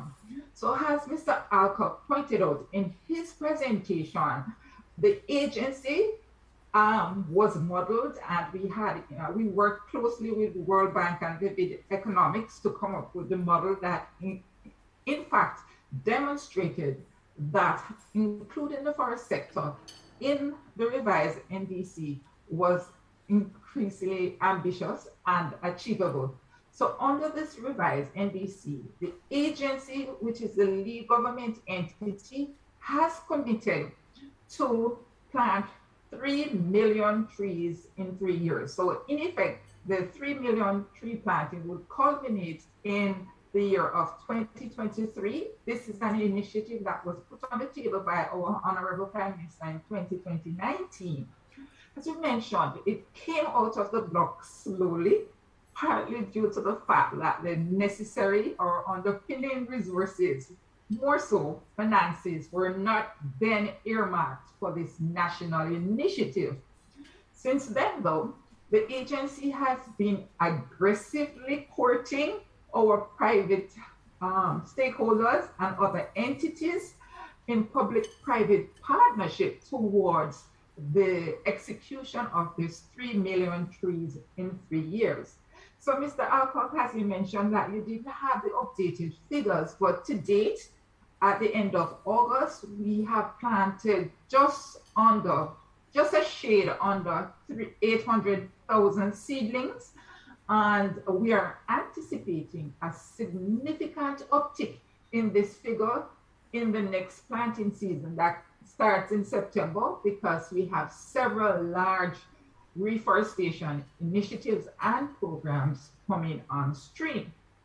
As we speak though, Anna T, the agency is in the national tree planting mode that culminates in everybody planting a tree on Friday, October 7th. So if you are not aware of that, no, let me make a shameless plug to say that the agency is distributing seedlings for planting to all Jamaicans. You can collect these seedlings from any of our nursery island-wide, and even here at the head office, because every single tree counts towards this 3 million target. In fact, this 3 million target, by extension, it would be equivalent to just on about 4,800 hectares of forest being planted. It's just a crude calculation using our stocking ratio, but at the end of that period, we'll be looking at 4,800 hectares. And by virtue of scale, in Jamaica, 4,800 is significant. Currently, our aim is to maintain forest cover at 30%, or more. So under this new revised NDC commitment, we cannot get below 30% of forest cover island-wide. What we have found that the drivers of deforestation and degradation are mostly pinned to our infrastructural development sector and of course our mining. So we have been having dialogue with these entities towards a no net loss in forest cover. In other words, if you're doing any form of development that leads to the removal of trees, you have to engage the forestry department to see how best you can offset the loss of forest cover, whether public or private. And we know that forest cover or forests or trees are one of those significant sinks, and the growing stock fixes more carbon than that of the mature forest. So it is important for us to maintain this forest cover.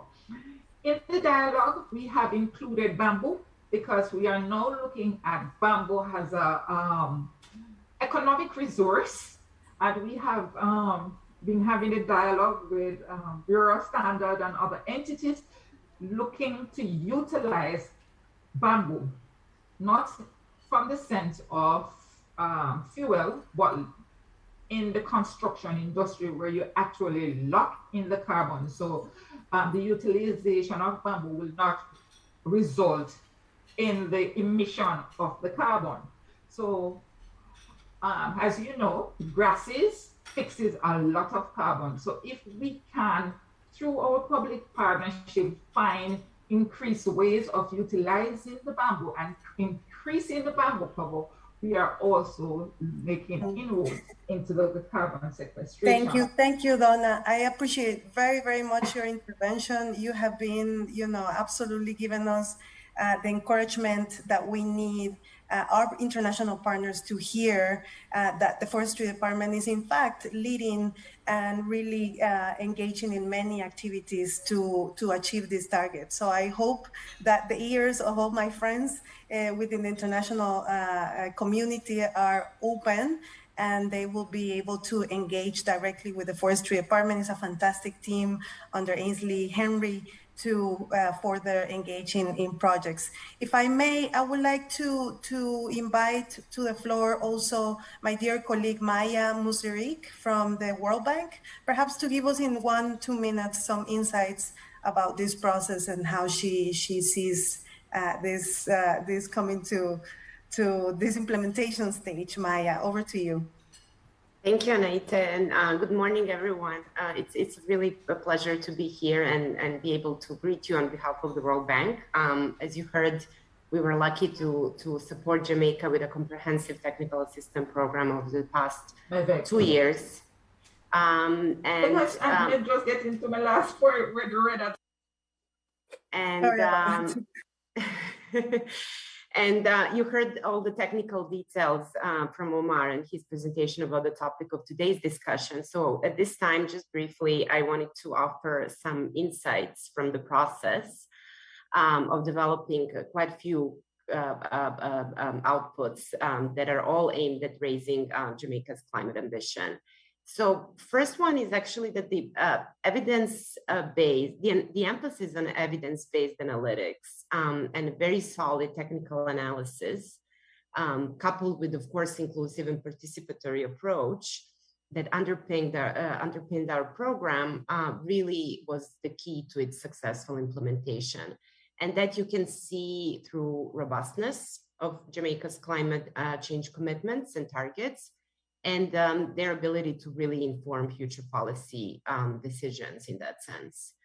The second takeaway I would like to share is that, well, in order for Jamaica to ensure that Jamaica's efforts to rebuild better in a greener, more sustainable and resilient way are well coordinated, really a comprehensive set of outputs were needed.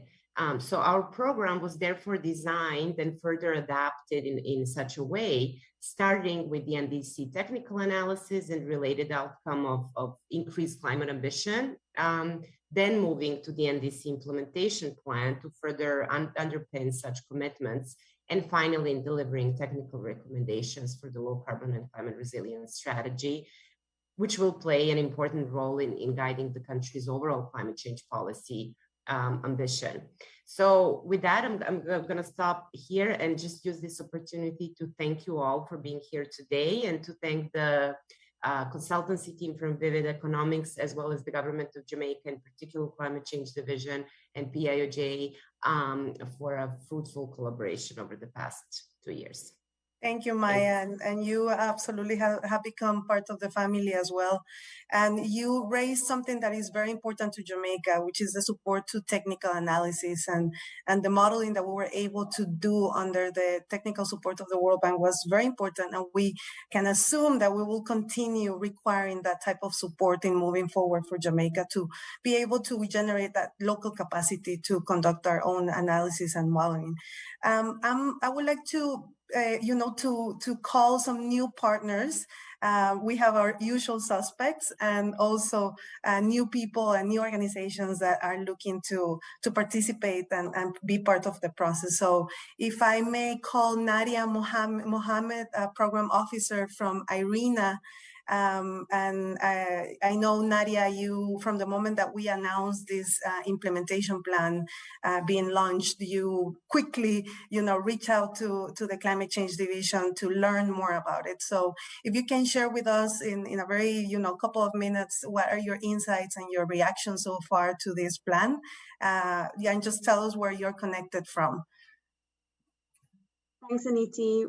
With all protocols observed, good morning to everyone from Abu Dhabi. As Aniti mentioned, my name is Nadia Mohammed, and I'm a program officer with the SIDS Lighthouses Initiative, and our initiative aims to support islands in their energy transition and climate action. So on behalf of IRENA, first, let me thank you for the opportunity to participate today. And secondly, to congratulate the government of Jamaica on this very important milestone.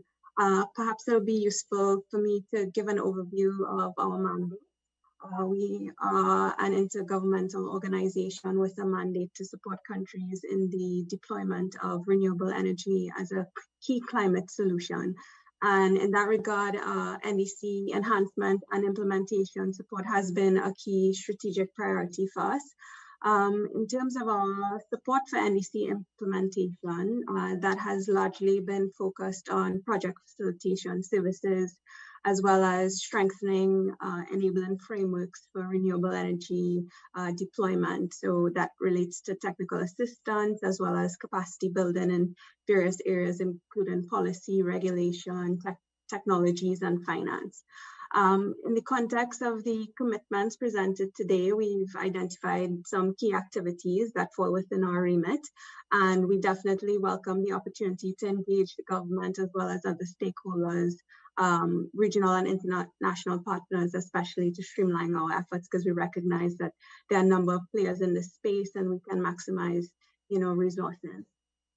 So in Prof. Taylor's and Mr. Vieira's remarks, access to finance was identified as a key enabler for the net zero vision. And indeed, that is a priority for IRENA, and we are doing this through our project facilitation services. We have collaborated with partners, including UNDP, SE for All, and the Green Climate Fund to establish a climate investment platform, or CIP. So the CIP is essentially a platform to facilitate matchmaking between financing institutions and project proponents who can register and submit their projects via IRENA's website. And I could put that link in the chat for you. The projects can come from the public sector, private sector, public-private partnerships, and the type of financing offered by these registered financial institutions range from grant, equity, and other types of financing. So under the CIP, we provide technical assistance as well as capacity building support to project proponents to develop their project proposals and trigger essentially they trigger the interest of investors. So for example, the NAMA in the water sector, I note that that involved the deployment of solar PV projects as well as the preparation of business cases. So I see a clear avenue for support there. Another area of support that we provide relates to strengthening capacities. So in terms of the energy efficiency programs that were identified, we are actually undertaking an activity in Grenada where we are seeking to strengthen the capacity of various institutions and stakeholders in various sectors in the conduct of energy audits. So that will also feature a trainer-trainer component, and I think that this is an area of work that can be extended to Jamaica if there's interest. There are also some linkages and other areas of complementarity with our ongoing technical studies that I think would be useful for us to explore further. Firstly, in terms of the IRP and the reduction in system losses in transmission and distribution. These are actually not activities that we undertake, but I think there's scope for technical assistance that can be used as input to these activities. For example, we have expertise in the analysis of grid stability as well as grid operation for the integration of higher shares of renewable energy. And this work would entail different methodologies, as well as we provide access to softwares, models, and guides for the conduct of the grid integration studies. And we also conduct workshops and trainings on grid operation and grid expansion planning, and that includes training on the use of modeling software. Also, another area was the low carbon public transportation commitment. And while LNG really doesn't fall within our mandate, I think there's scope for future support as Jamaica moves towards the integration of e-mobility within the transport sector.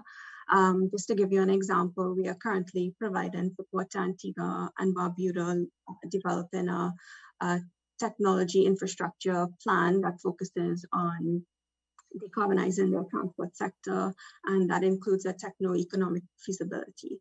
So these are just some examples of what our support could look like. These are some linkages to our support as well as the NDC commitments. And I think there's certainly opportunity for us to explore this in greater detail, and we remain committed and look forward to advancing this discussion with the government as well as other partners who are involved in these types of activities. So absolutely. I can elaborate on this and hand over to you. Thank you, Anita. Absolutely. Thank you, Nadia, so much. Good night in Abu Dhabi. We take note that it's 8 p.m. in Abu Dhabi, and Minister Charles, you may remember when you went to Abu Dhabi in 2019, IRENA is one of the top leading international agencies for energy renewable support. And we're more than excited to hear, Nadia, that there's many areas of overlap and which IRENA may be able to potentially work with MSET and energy stakeholders in Jamaica to achieve these targets. I take note that some of our people online ask which target did you see the most feasible to achieve? And I think a good answer from the Climate Change Division is they're all feasible. And hence, that's why that's why they are in the NDC implementation plan, because we know we can achieve them if we have the right partnerships and we have the right support and local leadership that we need. So thank you, Nadia, for that. And I also will neglect not to call our friends from the Inter-American Development Bank, who have been mentioned quite many times during this implementation plan. We note that there's many initiatives in which the IDB has been already involved, but we're hoping that more initiatives and more technical assistance and grant funding and concessional financing will be able to come from our partners. So if I can invite Lorenzo, the Chief of Operations from IDB in Jamaica. Lorenzo, what are your thoughts, if you can share in a minute or so? Thank you very much, Annette, and good morning, everyone. And thank you very much for the presentation of the plan and the opportunity to participate in this great and very important conversation. As you know, the Caribbean cost of inaction to climate change is projected to total $20 billion annually by 2050. And furthermore, the spread of COVID-19 has caused economic and social disruption that has intensified the development gaps and the inherent risk to long-term sustainable development. The IDB Group maintains strong commitment to provide knowledge and innovation to support our member countries in the implementation of the NDCs and also long-term strategy as part of the process to set policies toward becoming lower carbon economies and be aligned with the Paris Agreement. Also, under our Vision 2025, the IDB is already designing boost project preparation facilities that accelerate project financing to further expand NCDs, for example, the Amazon Fund, and also the Climate and Sustainability Facility. We have a strong commitment to continue mainstreaming climate change across all of our activities in order to keep being a key partner for Jamaica on the issue of climate resiliencies, being mitigation and adaptation are critical pillars. Looking at the plan just presented by Omar, we can see the IDB is an important partner supporting Jamaica through significant investment and tech assistance, in particular in energy efficiency and water. So I will not go into those projects because Omar already gave us a lot of details.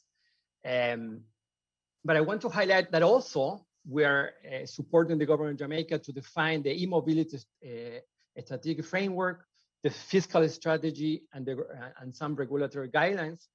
And also we're financing an electric vehicle pilot. And also we're doing some studies for the use of public e-buses. And also our window of innovation, the IDB Lab, is also working with some companies on batteries and training for mechanics for those electric vehicles. Also, Mark mentioned the water. The water is our water loan. Actually, this is our older and biggest loan investment in Jamaica. It's a 10-year project that is closing this year. Has been more than 130 million investment, even more. So the investment is even more of that Omar mentioned with the NWC. And furthermore, I want to mention that currently the IDB is working on an initiative called Build Forward, aimed to helping Caribbean countries to define sustainable development pathways for their transformation. Through this initiative, that will provide financing alternatives to pioneer projects such as electric vehicles, solar highways, smart ports, smart grid system, and 3D printing bridges. And some of the components on this futuristic initiative are smart and resilient investment scans and perspective to have a comprehensive review of countries' investment needs, and also some advisory service on structuring to provide a green innovation portal for investors, strategic thinkers, and new technology providers, and also a multi-donor facility to provide targeted concessional financing for resilient infrastructure projects. That from my side, I have also here my colleague Gerard Alec, that is our climate change specialist, and they're gonna give you guys some other initiatives that we're working here in Jamaica. Yes. Thank you very much. Thank you, Lorenzo. It's always a treat to have a chief of operations in the mix, because we know that once it's in your program and it's in your programming cycle, it will happen. So we look forward to engage and facilitate an engagement with the IDB. Gerard, if you can quickly share with us a little bit, some of our attendees are asking about mangroves, about what's happening in terms of what kind of support can be given to Jamaica in the forestry department and mangroves. I know you have some ideas there. So over to you as I wrap up in the next minute. Yes, thank you very much, Ananti. And just to reiterate sentiments of my colleague, congratulations to Jamaica on the implementation plan. It's very comprehensive. And I like that it also goes into this area of what we are calling natural capital and nature-based solutions. And this has been set up for me in terms of the questions arising. I've been looking at it with regard to blue carbon capture, with regard to mangroves. And what I want to highlight is your commitments related to the known net loss of forests really dovetail with one of our big programs that we are currently implementing on the South Coast in Clarendon on the restoration of blue carbon. And it gives you the mitigation aspects, and Omar gives you the co-benefits of adaptation. And what we want to indicate is that that's one of our areas of commitment, because we are going to scale that up. And so the lessons that we're learning, even also just to make a plug for the MRV, which we're also supporting Jamaica with through the Capacity Building Initiative for Transparency funding called CBIT, again, brings together the issue of monitoring, which will be required, which is critical, and where we see this not simply important for Jamaica, but for the rest of the region. And so where we are seeing our commitments, I would also maybe say the National Tree Planting Program would be of interest to us. Again, it dovetails with some of the things that we have been doing in terms of restoration within the Yalas watershed area. All connected. So for us, it will be a continuation and a scaling up of some of the programs that we already have. So we look forward to what I would call supporting the usual suspects, energy, water, as Lorenzo had indicated, but these other areas. And for me, these are, and I have to make a plug, very interesting, especially in terms of mangroves, and especially in terms of my connection with Jamaica on mangroves. Thank you very much. Thank you, Gerard. And as usual, it's a pleasure to see you on screen. You've been a friend of Jamaica, married to Jamaica for a long time. So always to hear you. And I'm happy that you talked about the MRB and the transparency system. And I would like to invite Wiley Barber to wrap up this session from the Caribbean MRB Hub to give us some insights on transparency. And with that, before Wiley finishes, I would like to also acknowledge Cayetano Casado and Clarissa Lene as a fantastic team from the NDC partnership who have guided us through this matchmaking process that we are showing you and demonstrating you how it's going to happen in the next few months. So Wiley, over to you. Great. Can you hear me okay? Okay, great. Well, thank you. The Greenhouse Gas Management Institute, where I work, is very happy to be part of the NDC partnership program, and so thanks. And also, we're happy to be engaged, with Jamaica. I'm the program director for the Greenhouse Gas. For the Caribbean Cooperative Measurement, Reporting, and Verification Hub, and so we're very proud to be recognizing Jamaica as one of our 12 member countries and to be supporting the government and the evolution of its domestic MRV system, which, as Gerard said, is it's a really critical part of the necessary framework to proceed. A fully functioning climate change measurement, reporting, and verification system is necessary for Jamaica to fulfill not only its reporting obligations right under the convention, but to track its progress towards meeting NDCs.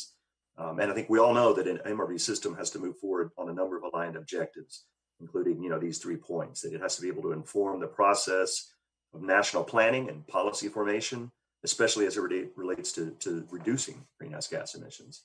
It has to mainstream data collection procedures within the work program of the various stakeholder agencies, kind of what we refer to as bringing that work in-house.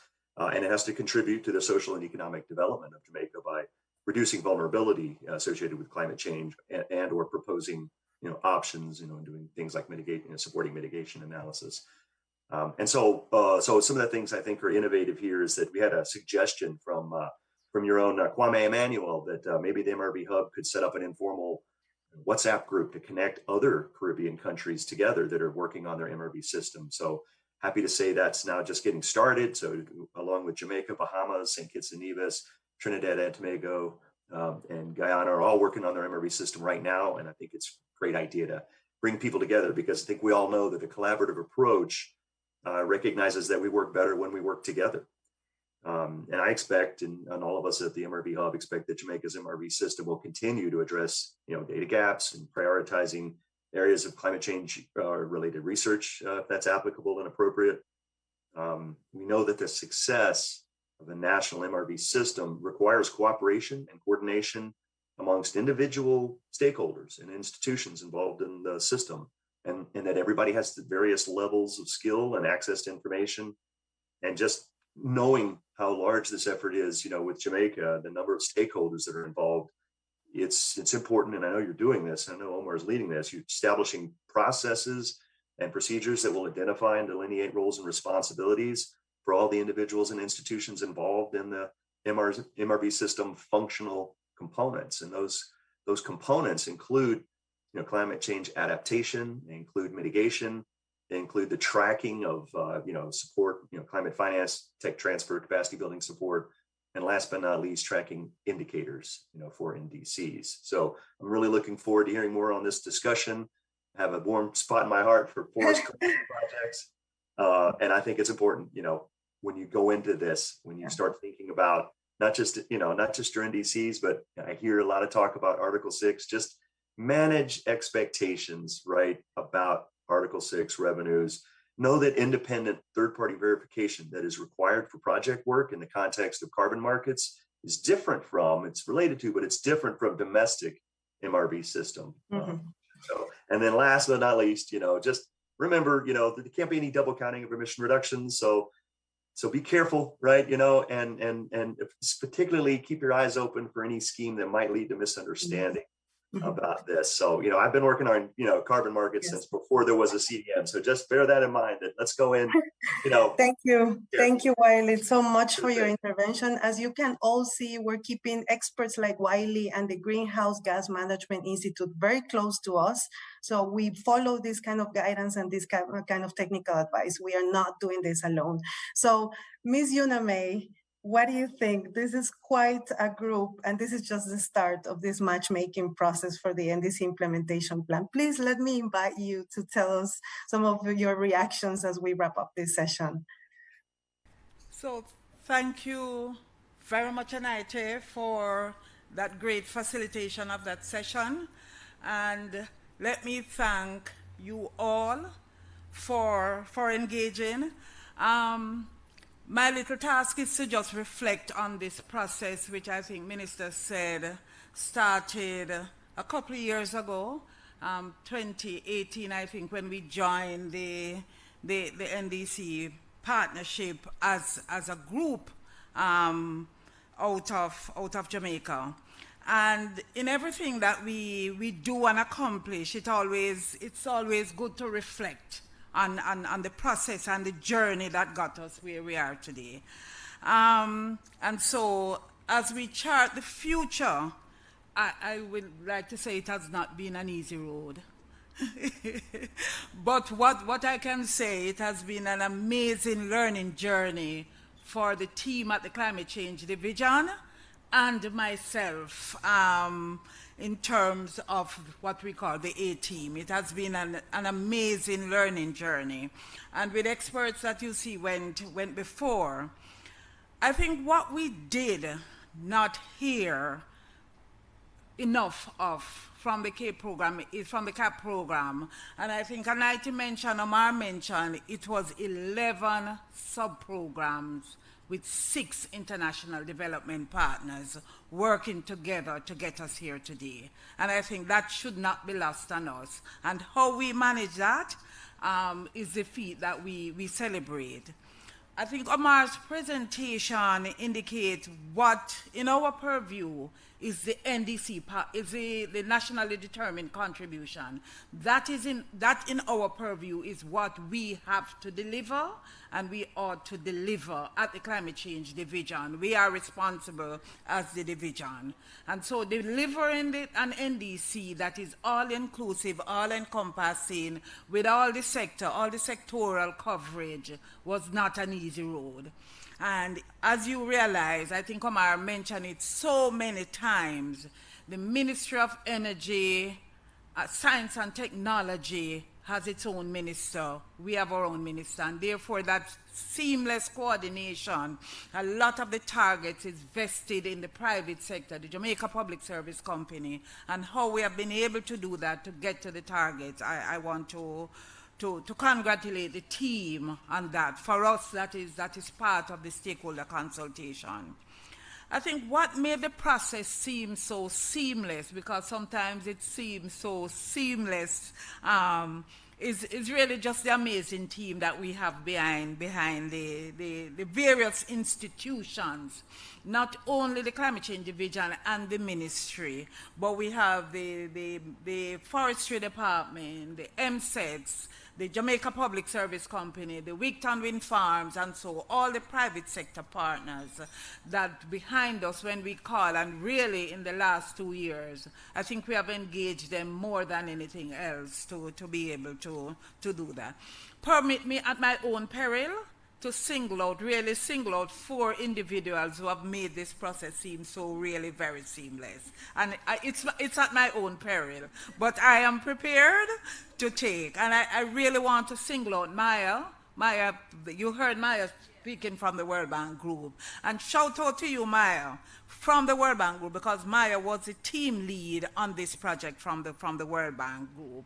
And therefore, that coordination and that understanding of really that what we want as a people, a plan for the people to be implemented by the people is really, there was this great understanding there, apart from the financing that the group provided. I want to single out from the NDC partnership at my own peril too, Caetano, because he was part of the early consultation. So Caetano, you are not here, and we expected you to be here if we were, but I want to also single out Kai, we lovingly call Kai, as part of that early team that made this process and the understanding at the partnership, apart from Pablo, who I harass on weekends, nights, and so by WhatsApp. But apart from Pablo and the entire team at the NDC partnership, I say to them that this is what value-added partnership is about, and therefore want to single that out.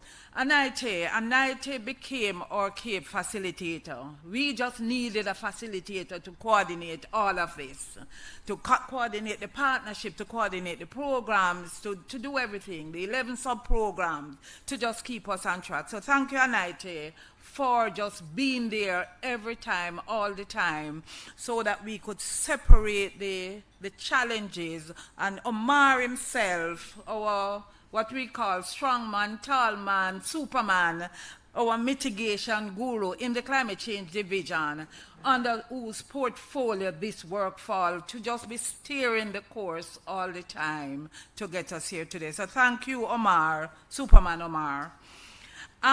So we are here today with an enhanced NDC. We are here with a partnership plan.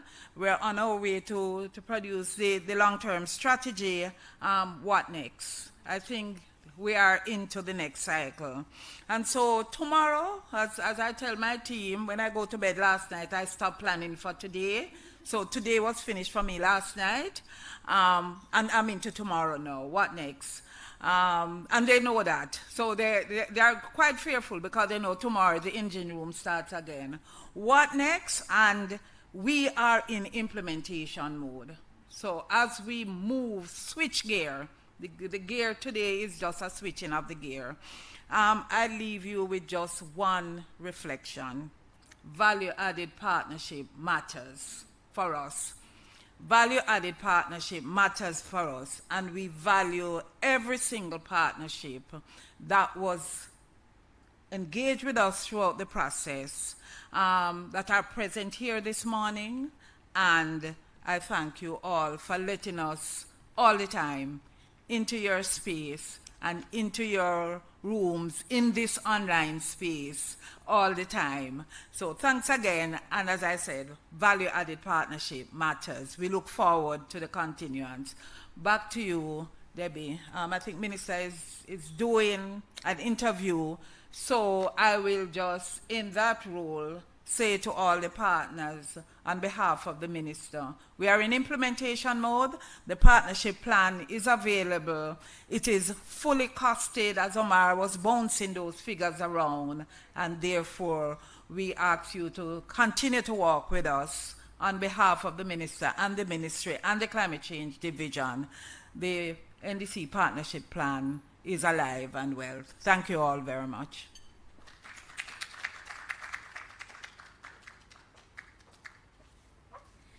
Thank you to a rock star in her own right, Ms. Unime Gordon. Principal Director for the Climate Change Division. Thank you again to all the presenters we heard earlier on. And as you heard Ms. Gordon say, we are in implementation mode.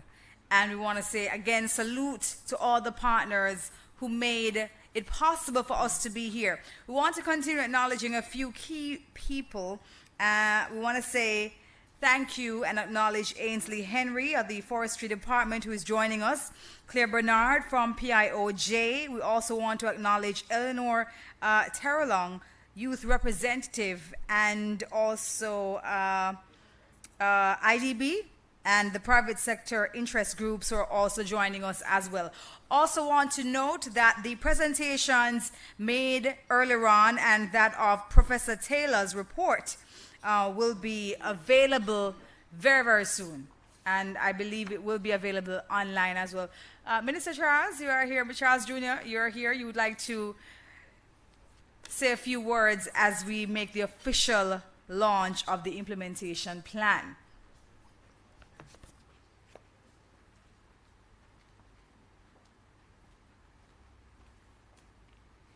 Well, let me just again say thank you to everyone that has participated, to our moderator, and to all of the distinguished stakeholders.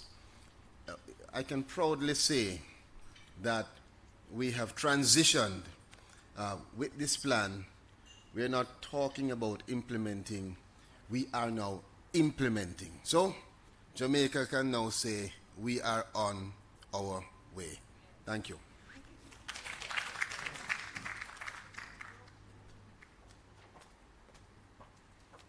Thank you so much, Minister. Yes, we are on our way. Very good to hear. Ladies and gentlemen, at this time, we ask that you turn your attention to your screens as we play a little video from our children or kids talking to us about what matters to them. Please enjoy.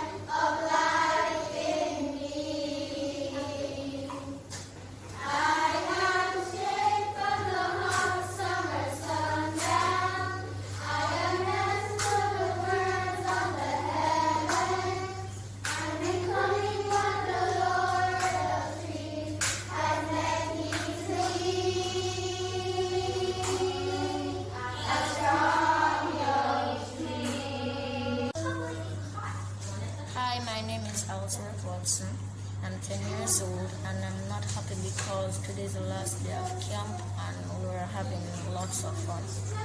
We're painting, crafting, we're doing work on the board, watching the video.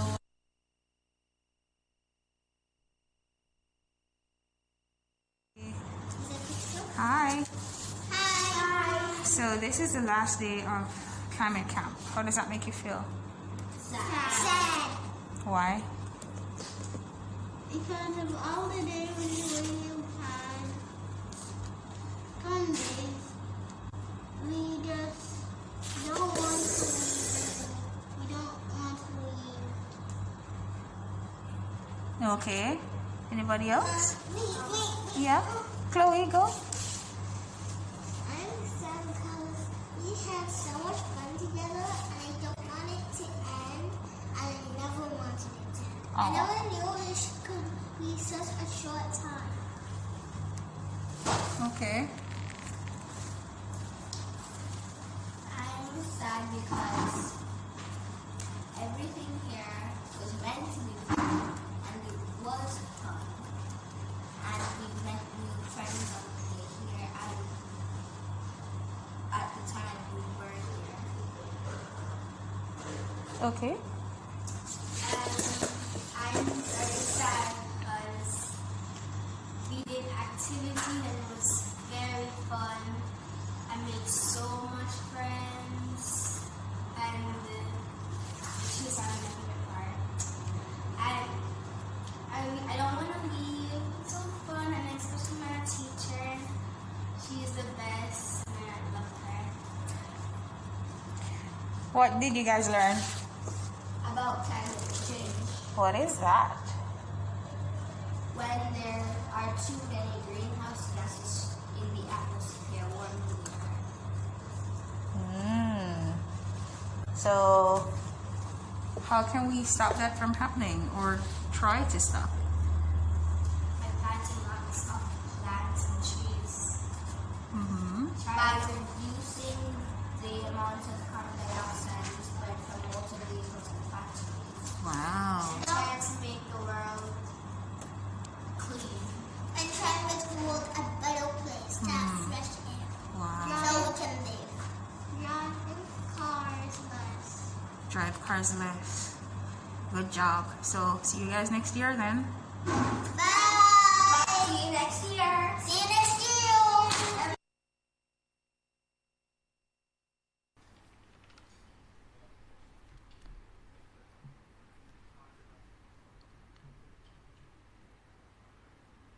Oh, that's an amazing video.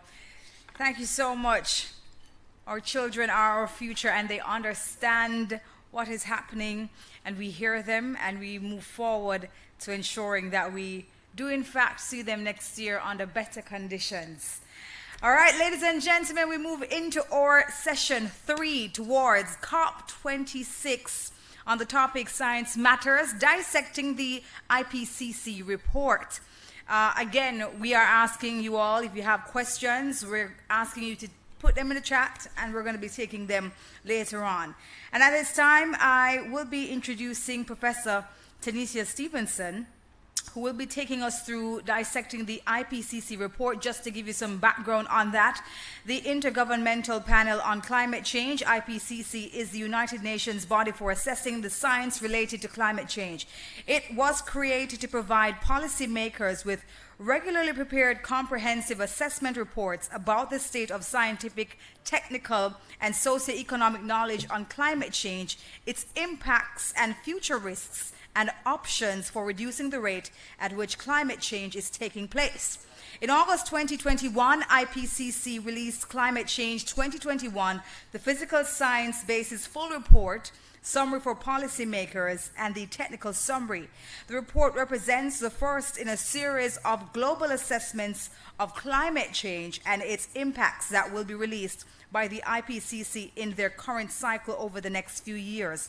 This report covers the latest scientific knowledge, and we ask at this time Prof. Stevenson to help us to understand what all of this means. Please make her welcome. Good afternoon, Honorable Minister, ladies and gentlemen. So we wish to speak on Science Matters, dissecting the Ipcc report, and we're going to look at some of the key messages for the globe and for the Caribbean. Allow me to thank the organizers for the invitation to participate. Just to give us a summary of the Ipcc process. So the sixth assessment report by numbers, we had 234 authors from 65 countries, 28% women, and 30% of us were new to the Ipcc process.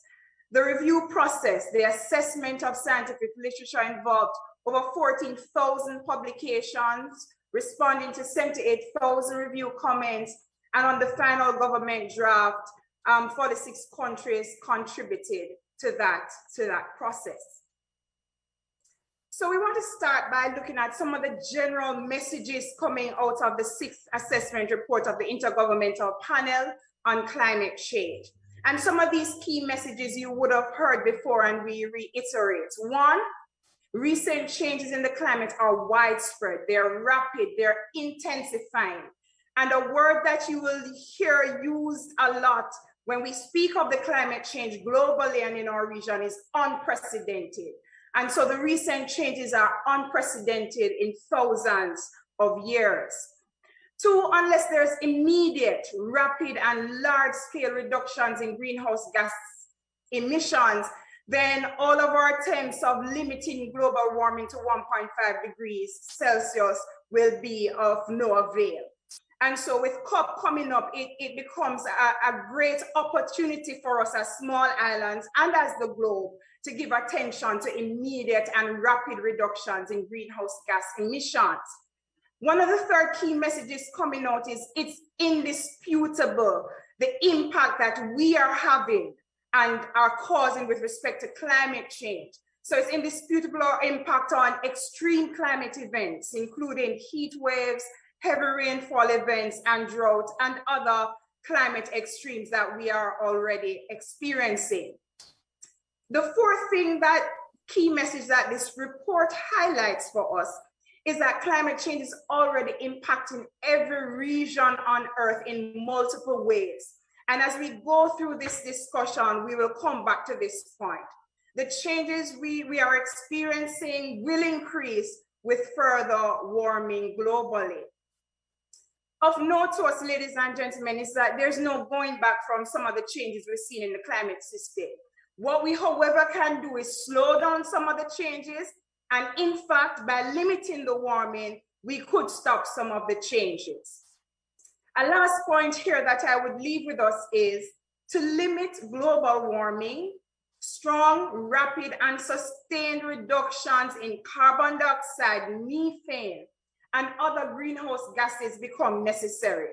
And so this would not only reduce climate change, as we heard previous presenters, including Omar, speaking to, but it has spin-offs for our wellness, the air quality, the water quality as well. So as our presentation really looks at science matters and dissecting the Ipcc report, as we look at science matters, we want to look at 6 things that the science coming out of the Ipcc assessment indicates to us that as a region and globally we want to give attention to. Thing number 1 is the warming is unprecedented. We can't stress that enough, that the human influence has warmed the climate at a rate that is unprecedented in at least 2,000 years. And so you would have noted that Prof. Taylor showed the left graph already, that yes, when we look at changes in global surface temperature from thousands of years ago, we would have been modulating or varying about some mean. But since 1850 onwards, we have seen a kind of warming that's unprecedented in our 2,000 year record. A thing on the right that we note from that graph is the kind of warming we're seeing cannot just be explained by natural variability, and that's what's shown in the green. We can only account for this unprecedented warming we're seeing by considering natural and human activities. So thing number 1, the warming is unprecedented. And so something that the report highlights is between 2011 and 2020, we are already at 1.1 degrees Celsius higher in terms of global surface temperature than we were, or the globe was in 1850 to 1900, that we treat as our pre-industrial period. And that we know that the temperatures have increased over land more than ocean. Thing number 1, the report highlights, is that the warming is unprecedented.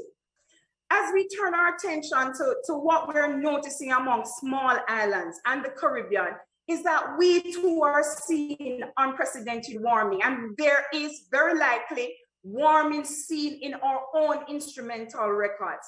And so when you look at the Caribbean, that shade just indicates that the range of warming that has been noted for us is about 0.15 degrees Celsius to 0.2 degrees Celsius per decade.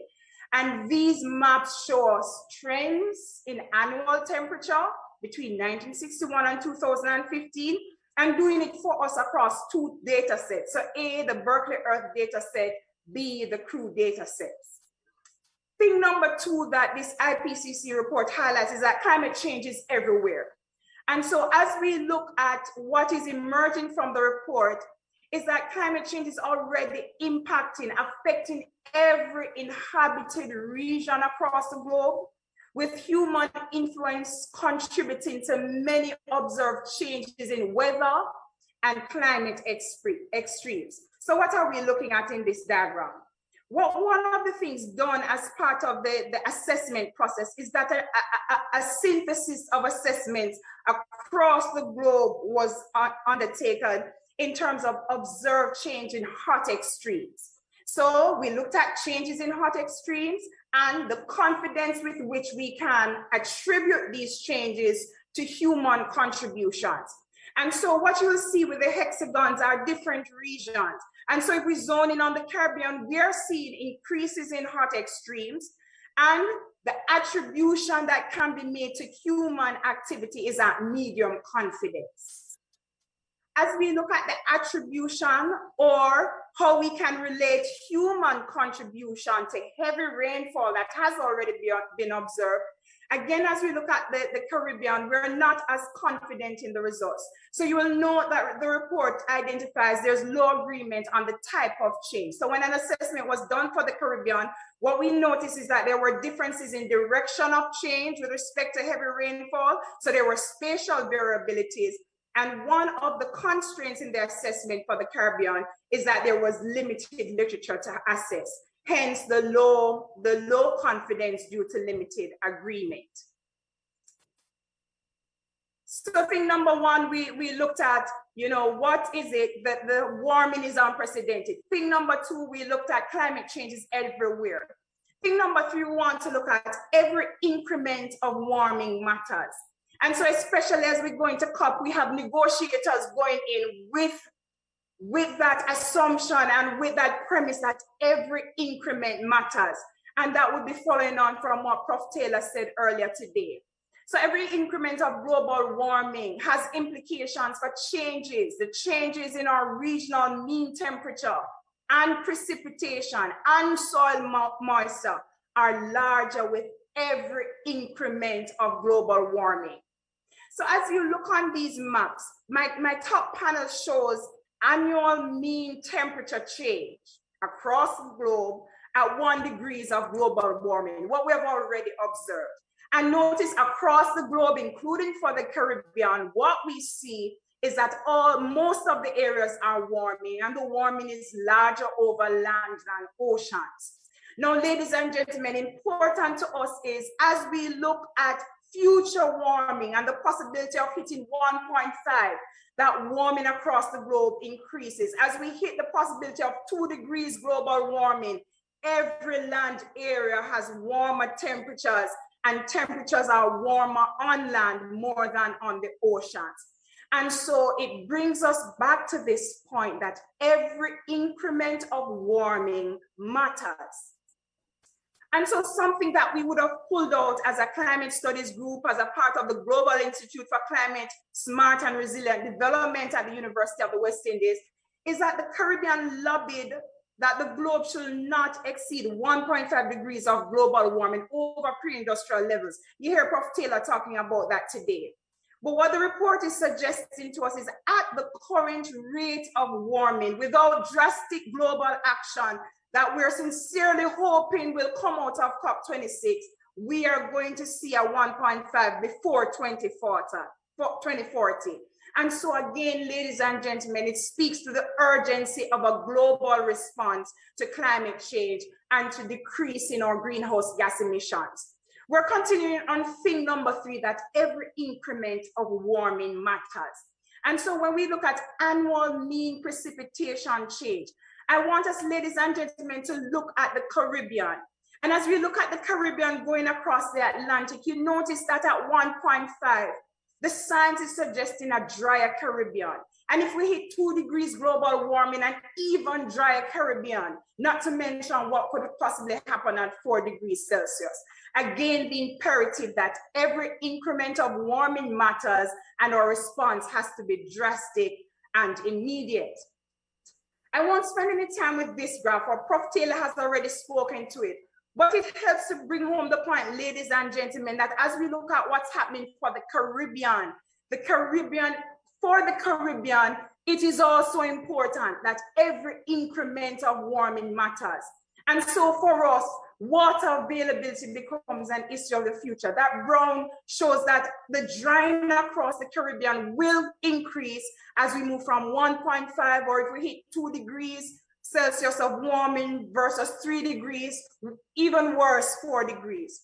And so something that as a Caribbean we pull from this report is that the evidence continues to be clear that water availability is an issue for the Caribbean and one of the most significant challenges that we'll have to treat with under climate change. And so many of our decisions, our plans, our projects must be implemented, must be conceptualized to ensure that we have a water secure Caribbean in the future. Thing number 4 we want to highlight. Remember, thing number 3 says every increment of warming matters. But beyond that, thing number 4 out of the report we want to highlight is every increment of warming matters, especially for extremes. And so something that we're seeing is that drastic changes in extremes, we're going to see change in extremes that are larger in frequency and intensity with every additional increment of global warming. So something this report did, ladies and gentlemen, is it examined hot temperature extremes over land. And on the left-hand panel, it looked at a 10-year event. And so looked at climate events that in the past occurred once every 10 years without any human influence. And so we would see that in 1850 to 1900, we had some temperature extremes that were 1 in 10-year events. But as we look at what's happening today, ladies and gentlemen, what we see today is we see events now likely occurring 2.8 times the frequency that they occurred in the past without human influence. And that the intensity of the events, ladies and gentlemen, are 1.2 degrees hotter than they were previously. That's at 1 degree. Look what happens at 1.5. We're looking at a 1 in 10-year event that is 4 times more likely at 1.5 degrees than it was without any human influence. And when we look at the intensity of these hot extreme events, it's about 2 degrees hotter. Ladies and gentlemen, it brings us back to the point that Prof. Taylor presented earlier, that even as we shoot for 1.5, the Caribbean must keep in mind this is a compromise. It is not the ideal global warming we would want to live in. But we understand this premise, this target is a compromise for all of us, but it still has implications for our lives and livelihoods as we move forward. I thought we would be interested in droughts, ladies and gentlemen. So let us look at that same premise, drying areas across the globe and looking at dry events that would have happened without human influence once every 10 years. That's what we see the one here under 1850 to 1900 showing. Under 1 degree Celsius that we are seeing right now, it's likely that these events are already 1.7 times more frequently occurring than they did previously. And when they occur, their intensity is even larger, let alone at 1.5 degrees, where their intensity even increases further. Again, ladies and gentlemen, it brings us back to every increment of warming matters, especially for extremes. 2 more points, ladies and gentlemen. So the 5th thing that the report brings our attention to is that changes in concurrent and multiple climate extremes will increasingly be experienced. So ladies and gentlemen, when we speak of climatic impact drivers, one of the things coming out of the report is that multiple climatic impact drivers are projected to increase in all the regions of the world. What we mean by climate impact drivers, they are nothing more than climate events that impact some element of society, impact our ecosystem. And the impact could be good, the impact could be detrimental. So one of the things that the Ipcc report did in synthesizing information across the globe is that it identified 35 climatic impact drivers, put them in 7 categories, and then across regions across the globe, looked at the number of regions that had high confidence in an increase in that event. And so, for example, if you look on the left-hand side, mean surface temperature increases and extreme heat increases were observed with high confidence for many of the regions across the globe. Important to us, ladies and gentlemen, and the only other thing I would highlight on this slide is that coastal flooding, many regions with high confidence have recorded increases and will continue to record increases. Coastal erosion, marine heat waves, ocean acidities, most areas across the globe have recorded increases and will continue to increase with high confidence if we were to reach a 2-degree global warming. Again, what we see, ladies and gentlemen, coming out of the report is changes in concurrent. It's not one climate event hitting us at any one time. We've seen concurrent, we've seen multiple climate events, and the science suggests that these will increase as climate continues to change. So what it means for us, ladies and gentlemen, I won't stay here. Prof. Taylor has already highlighted these events. Ocean acidification is increasing and will continue to increase.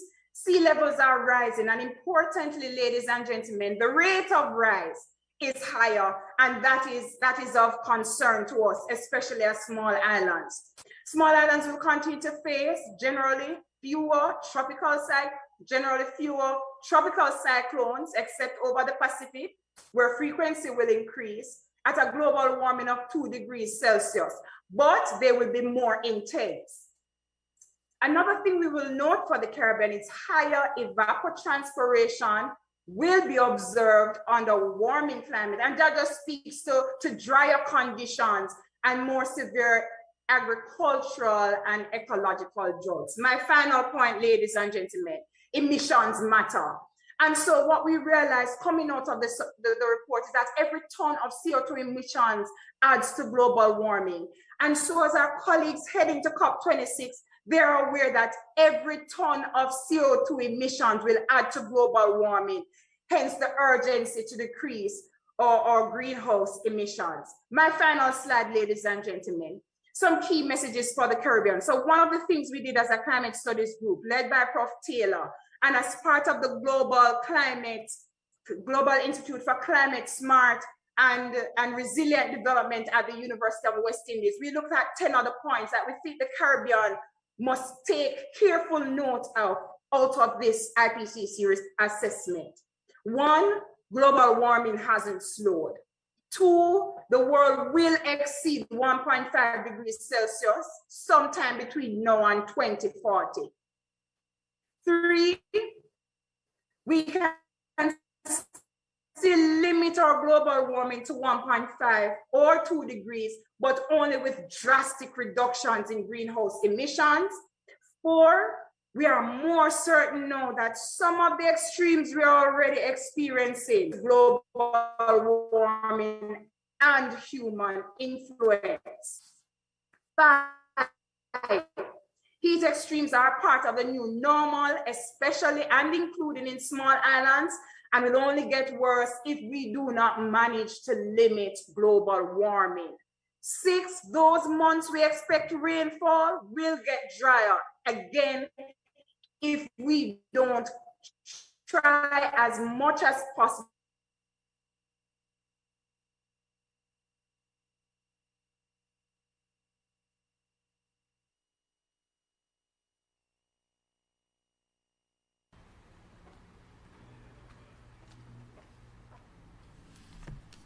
All right, I believe we're trying to still... It's not just land areas that are impacted, it's also our ocean.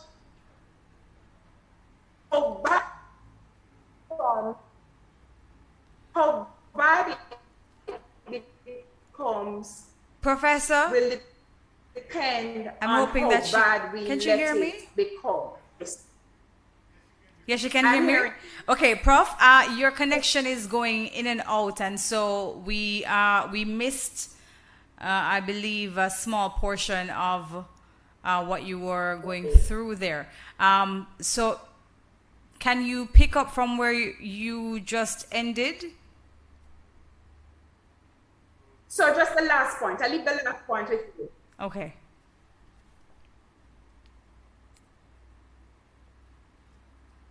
So are you hearing me okay? It's still breaking up. Are you hearing me well? Yes, I'm hearing you now. You can go ahead.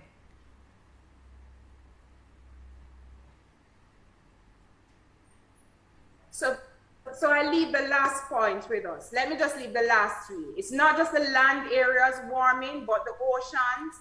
And we will have to respond to multiple threats, not just a one event happening. And so my last point, how bad it becomes will depend on how bad we let it become. And so as a globe, as our negotiators, it is our hope that globally we can make some decisions to increase our response to climate change. Thank you so much, colleagues, for listening. And thank you, Professor Tanisha Stevenson. Thank you for your presentation. I know this was eye-opening for many of us. The data is really alarming. And so the urgency of a global response is necessary. And as Prof said, all contributions matter. I do believe we have some questions. Do we have any questions in the chat that we can pass over to Prof? Just in case. No? Just awaiting word from the technical team to let us know if there were any questions that came up following Professor Stevenson's presentation. No, we had no questions. All right. Thank you again, Prof, for making that presentation. And I do believe Prof's presentation will also be available. So for those who would like to revisit it, it will become available, and we will give you the information as to where you will be able to access the information.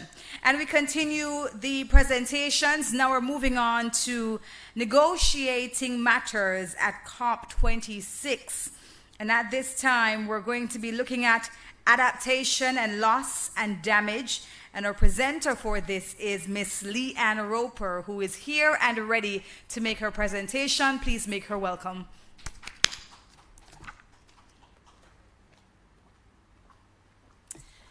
Hello, everyone. Please allow me to adopt all the protocols which were spoken about earlier. Mine is the task of speaking to the negotiations specifically around adaptation and loss and damage. And there will be a presentation that will be coming up shortly. But before I get into the meat of the matter, I will just set the context a little. We do want to give you a little bit of background as to how negotiations take place. There is a saying that we have in Jamaica, one finger can't catch lice. What that means is teamwork is important. We have many different streams of work when it comes to climate change. And as a small island, our team is very limited, so it is impossible for us to be in all the different rooms. So we do what we call divide and conquer, and we work as a team. So the primary group that we negotiate in is called the Alliance of Small Island States. And of course, we love acronyms in climate change, so that is AOSIS. And we also negotiate in a group of 77 and China, or we shorten that G77 and China. We also do meet as CARICOM to discuss different positions, but noting that it is not a specific negotiating group in the process, but we certainly want to ensure that our positions are aligned. So with that background, we get into the first item, which is around adaptation. I think what has been clear so far is the science speaks to exactly what the current situation is. We realize that the effects of climate change means that the adaptation target is moving. We therefore are playing catch up in a sense. And as such, it requires a lot more from us, a lot more in terms of financing, in terms of technical capacity, and in terms of technology. We want to put on the table, and much has been said already, we are doing what we can. Over the, well, I would say more than a quarter of a century, we have been working on climate change action, and this has been in various forms. If we look, for example, to Vision 2030 Jamaica, we have been implementing this plan for some time, and inherent in that is climate change and climate change adaptation specifically. We have various policies, plans, and programs that are also in place. And we also realize that there is action taking place across all the different sectors as well as levels of society. With that said, we do have many limitations and gaps. We are a small island developing state after all. So we are trying to pursue climate action, but against the backdrop that we're balancing this against our daily needs, and also the fact that adaptation being this moving target means that we're also moving and trying to play catch up there as well.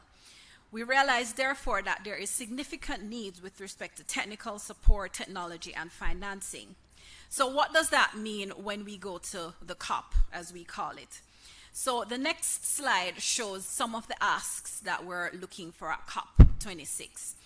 The first item speaks about the global goal on adaptation. Many of us have heard about the Paris Agreement, and in the Paris Agreement is what we call Article 7 of the agreement, which speaks to adaptation.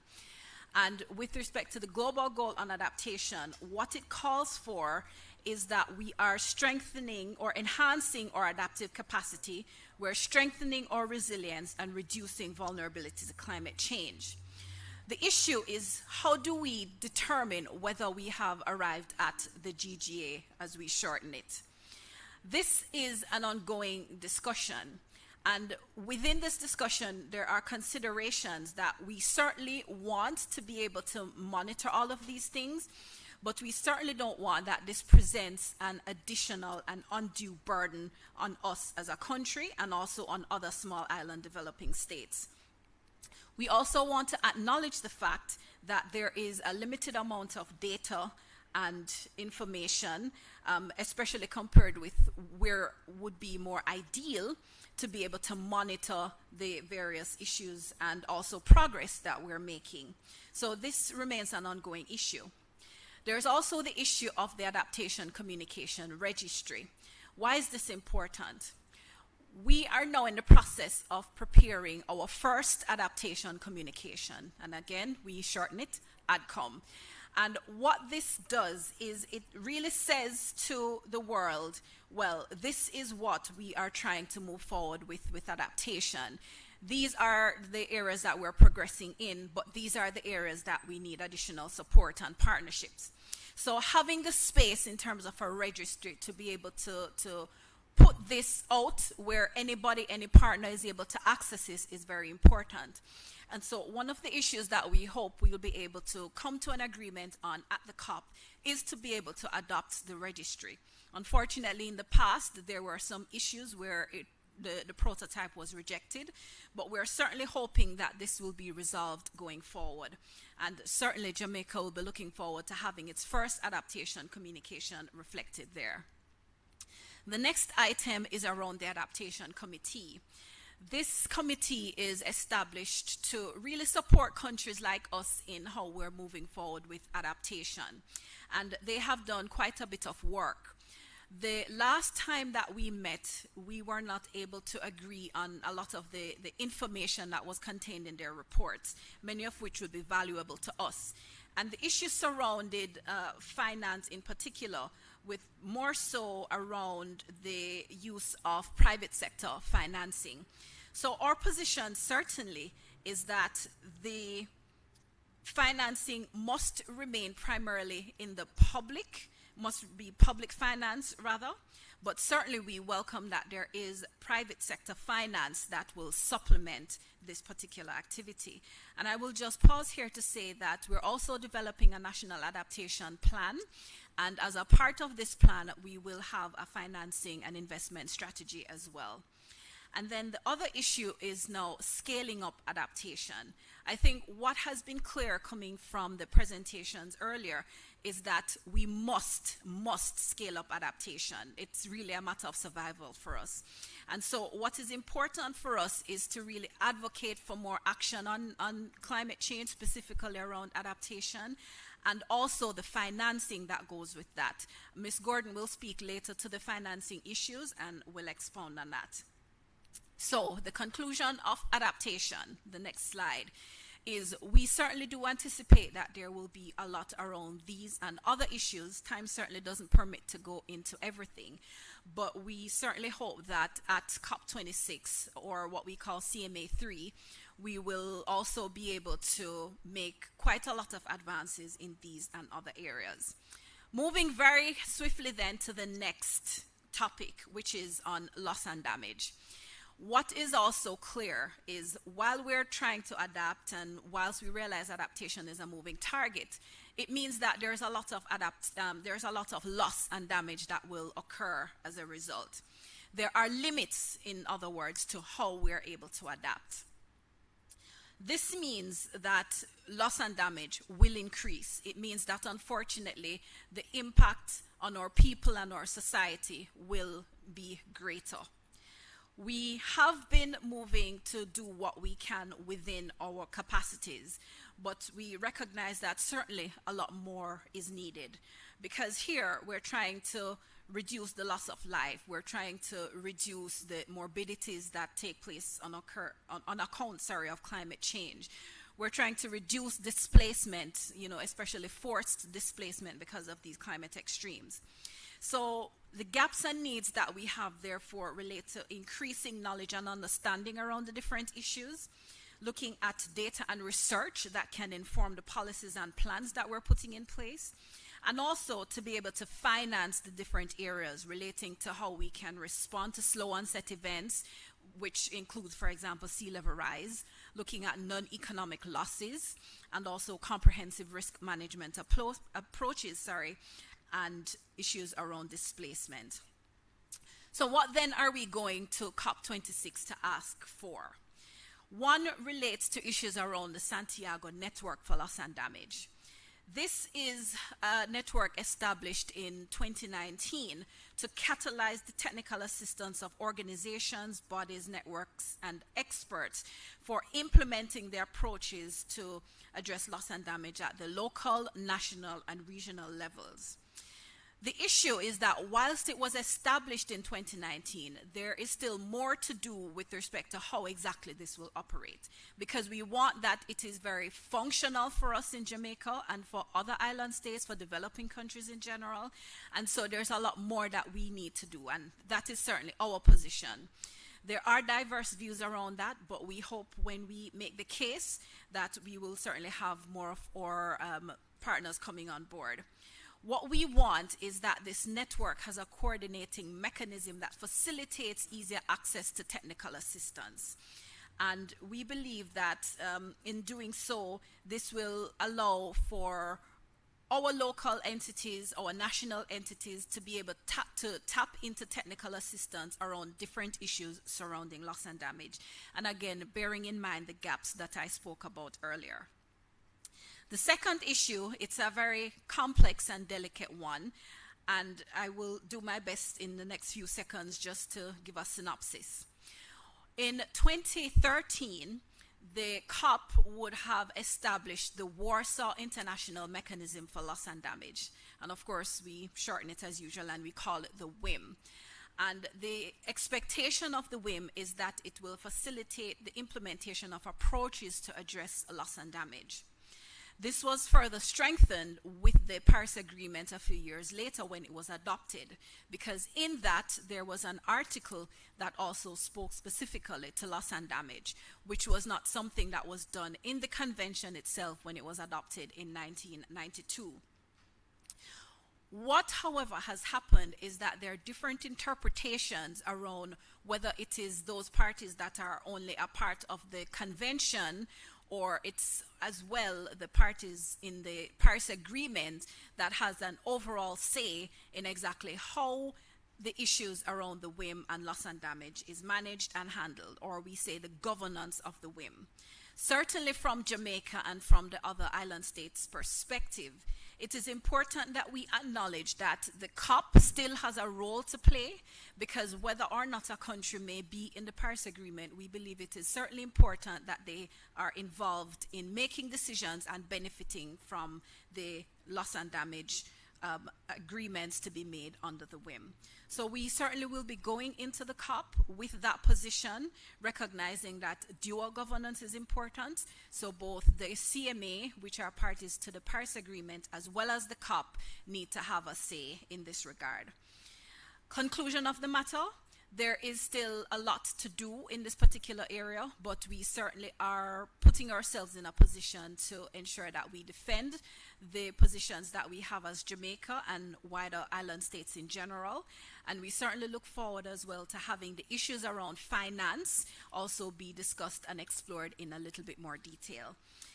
That, in a synopsis, is adaptation and loss and damage. And I will now hand very swiftly over to my colleague Omar, who will speak a little bit more to mitigation and Article 6. What that is, he will tell you all about it. Thanks. Thank you very much, Leanne, and greetings again, colleagues. So Leanne touched on how we negotiate. She touched on matters relating to adaptation and loss and damage. And I will attempt to look and know what are some of the challenges we have been facing as it relates to the mitigation portion of the negotiations and what I have termed the contentious agenda item of finalizing Article 6 in the Paris Rulebook. Now, we have seen two presentations so far which are very clear. We're in trouble.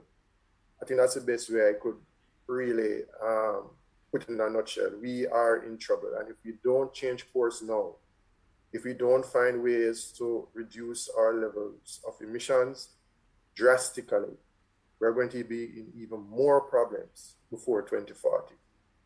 So we have found that cutting emissions has been a hard task for parties.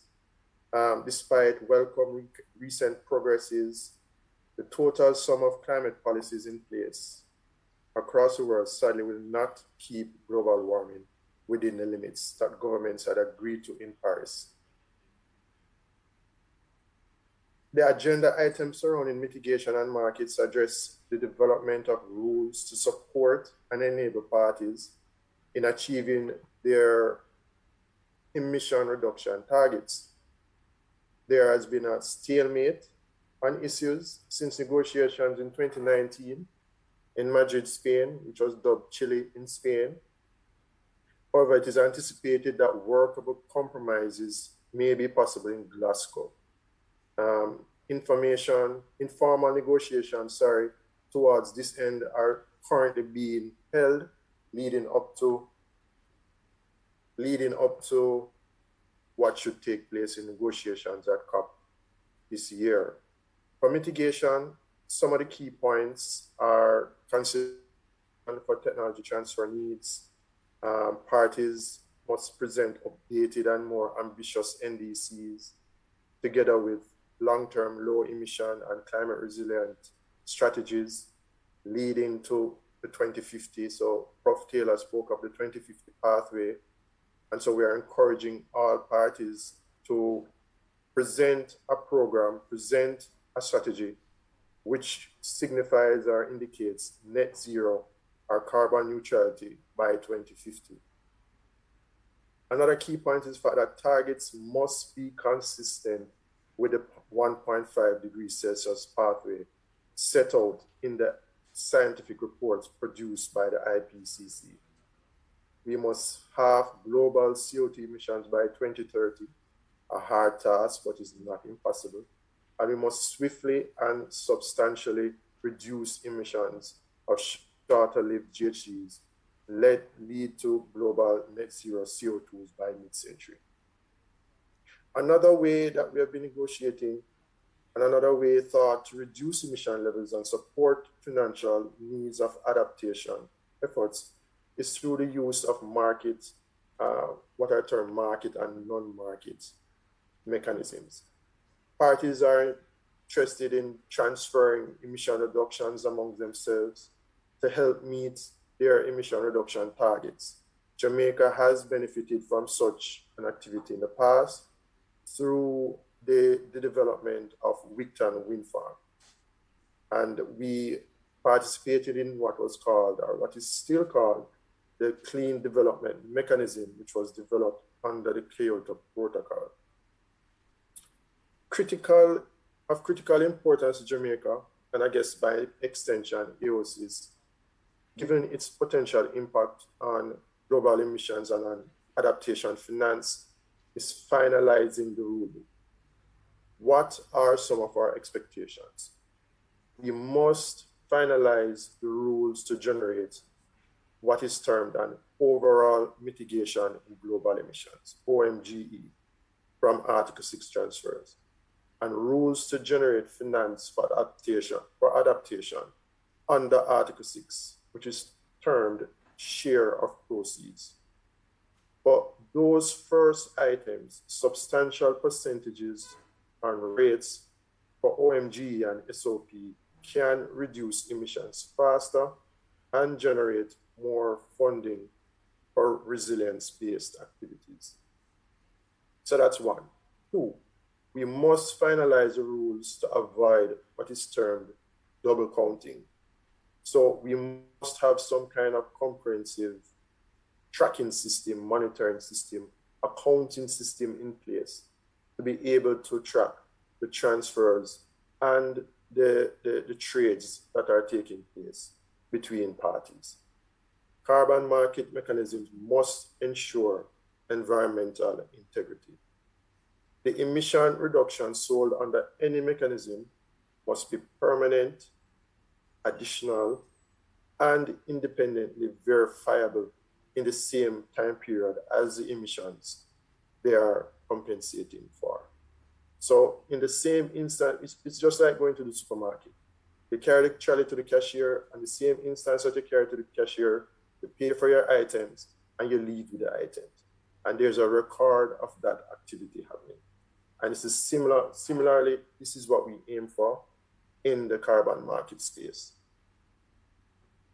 Fourthly, we must finalize rules to manage the necessary transition from the Kyoto Protocol, which mostly would have been concentrated on the CDM and its mechanism, to the Paris Agreement. So persons in the old mechanism are interested to carry over what is called carryover, those emission reductions from the old to the new, right? And so we have to be able to manage those and manage those effectively, not to burst the system, not to burden the system, and of course to ensure that we have something that is robust, efficient, and effective. Lastly, we must be cognizant that ecosystem-based approaches with mitigation benefits, such as ecosystem restoration or species protections, could be better suited for non-market approaches. So we have been looking at things like blue economy, and so we have found that these are good elements to add to our negotiating sheet as it relates to trying as best as possible to build up any form of encouragement to participate in markets and to at the same time benefit the need to build our resilience. And so Article 6 also establishes a framework to promote non-market approaches, under which parties are now negotiating what is called a work program to enhance linkages between mitigation, adaptation, finance, technology transfer, and capacity building, some of which we'll hear Mr. Marlong speak about in about 3 more presentations. This work could potentially enhance private sector engagement as a part of what we have been trying to encourage in our implementation plan as well. And possible future areas of focus might include, for instance, bulk procurement, technology transfer, trade facilitations, among others.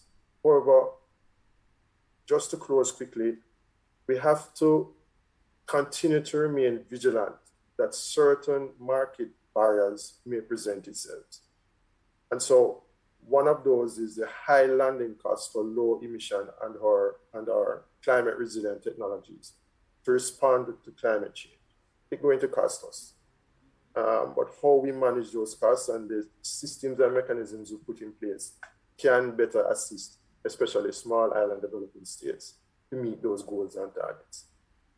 The transfer or dumping of old and soon to be obsolete technologies by large economies has to be accounted for, right? We have to be mindful of that. And as we move ahead towards what we are terming as climate transition. So as they transition, they might be dumping old technologies here. And as we transition, we are trying to adopt those technologies, but it might not necessarily be the best based on our circumstance. So we have to be mindful of those. So these are just some of the key areas that we have been looking at as it relates to the market mechanism and the carbon trading space, or emission reduction trading space. At this time, I think next on my list, let me just check my list here quickly, is Dr. Emmanuel, who will now look at the enhanced transparency framework and what we have been discussing there as relates to COP and the OSIS. Doc, turning over to you. Okay, good afternoon, everyone, and thank you, Omar, for the introduction. My name is Kwame, and I am responsible for developing the measuring, reporting, and verification system for Jamaica. And my task this morning is to elaborate or summarize some of the negotiating matters related to transparency. Next slide, please. Okay, so firstly, what is transparency? Transparency involves open communication and facilitates accountability. It seeks to build trust among partners, and it is also the cornerstone of the Paris Agreement and by extension, good governance. And the Article 13 of the Paris Agreement focuses on the enhanced transparency framework for action and support. And the enhanced transparency framework is basically a comprehensive reporting mechanism focusing on emissions, mitigation, adaptation, financing, capacity building, and as we would have heard, tracking the NDCs. And as you can see from this slide, there are a number of submissions, timely submissions that are required. So we have our national inventory report on greenhouse gases. We have, as I would have mentioned, information on tracking NDCs, information on climate impacts and adaptation, as well as providing data on finances, technological transfer, and capacity building. Next slide, please. Okay, so as my colleague Leanne would have mentioned, AOSIS has been, I guess, the hub for small island negotiations, and they have provided a number of provisions and statements related to negotiating matters leading up to COP. And what is interesting, as Leanne would have suggested, we have been in this negotiating phase for a while, but leading into COP, AOSIS speaks to backward movement and heading in the wrong direction. And clearly, so going into COP, there will be some action to change this direction and movement around.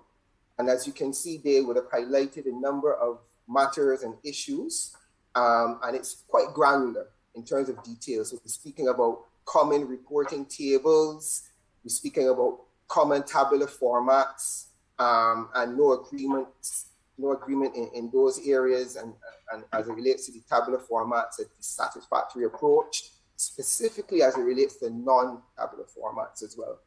We also see that there is blocking by parties on the inclusion of certain modules, especially as it relates to loss and damage in the preparation of training programs. And then also there is additional complexity regarding linkages with other agenda items.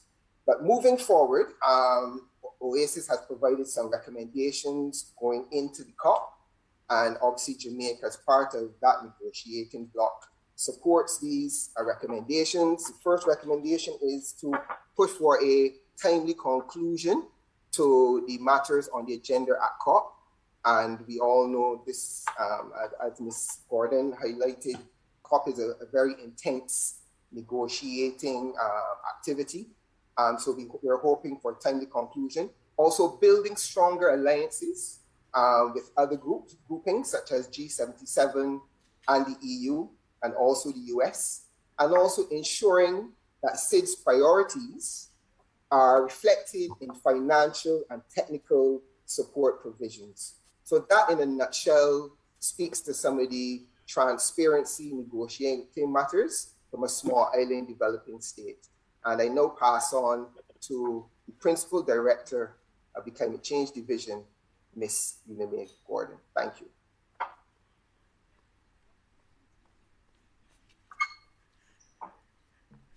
Thanks again, Kwame, Leanne, and Omar. I have the privilege of speaking to you on the issue that we all care about. It takes cash to care. And so as we go into COP, if there is no financing, then all that we are speaking about here this morning will be naught. Omar spoke about the billions of dollars, and when he was speaking this morning, somebody sent me a WhatsApp to say, is that Jamaican or US dollars? And I said, in climate change, we speak in US dollars.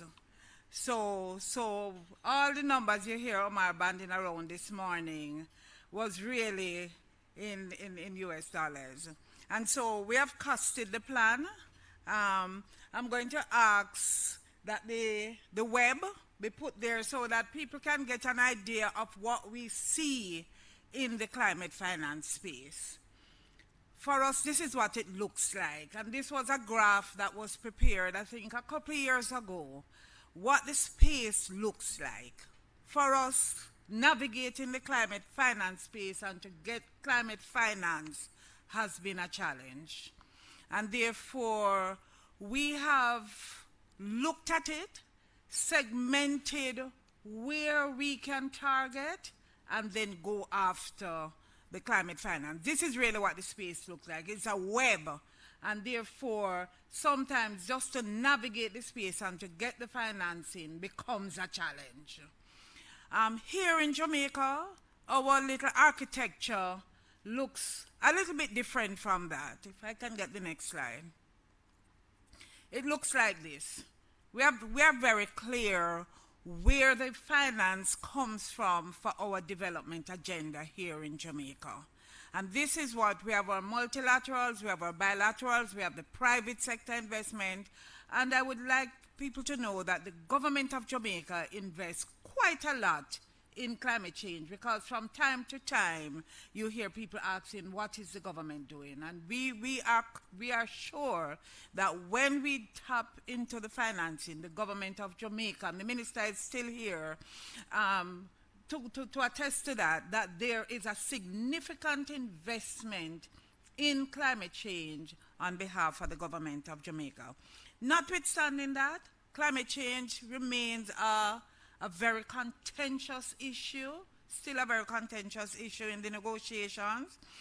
And in many spaces, I continue to say that for us, climate access to finance and access to climate finance is a matter of survival for us in small island developing states. And the issue before us is that we must be provided with financing. This is what we're going in. SIDS must be provided with financing to support effective adaptation. And you heard Leanne spoke critically about the adaptation and the loss and damage. For us, there has to be a balance, a clear balance between adaptation and mitigation.